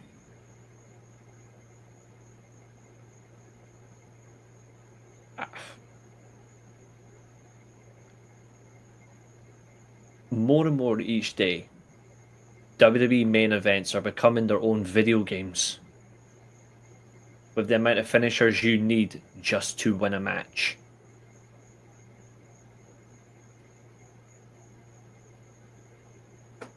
Just saying. Aye. She does.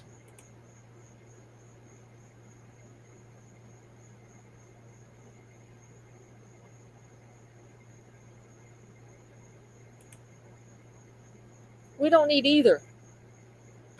That. Mm-hmm. It's a better story.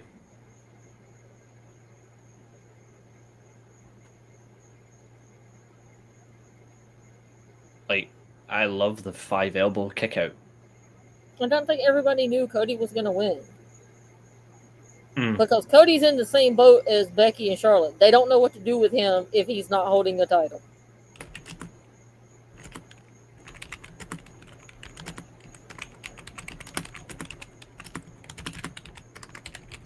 I thought I'd been giving you open mic night, Josiah.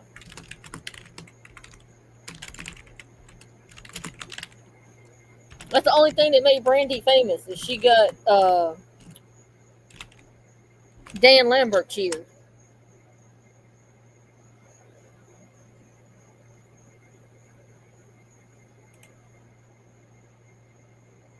It's not good.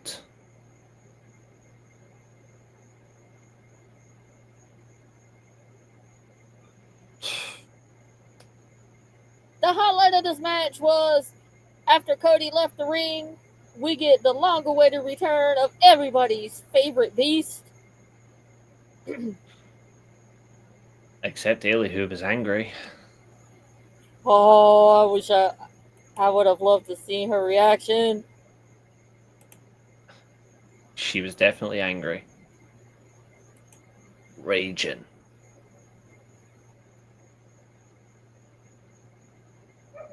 Exactly, Mo.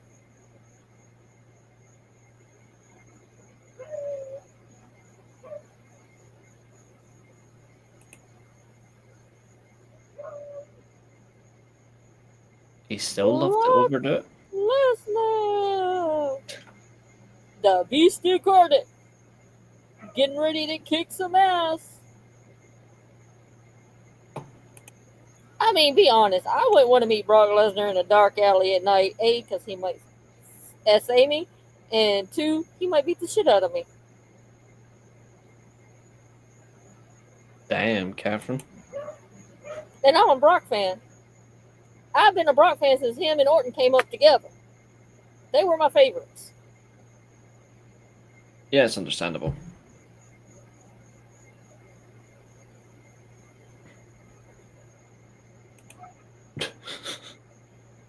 Hmm.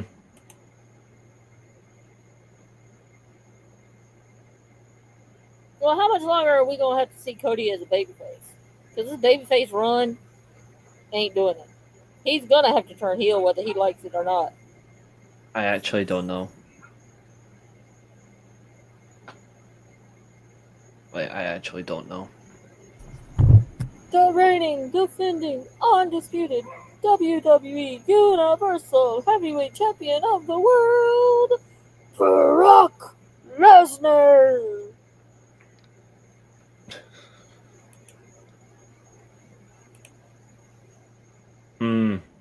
For me, he shouldn't just be there at all. I think they'll regret it. That's my opinion.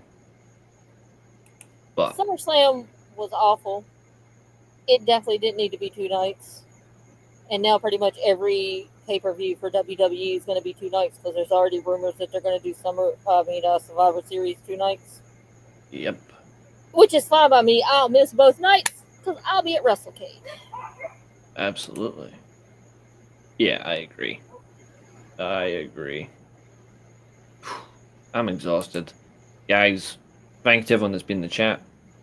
Thank you, Abel. Thank you, Catherine, for tuning in.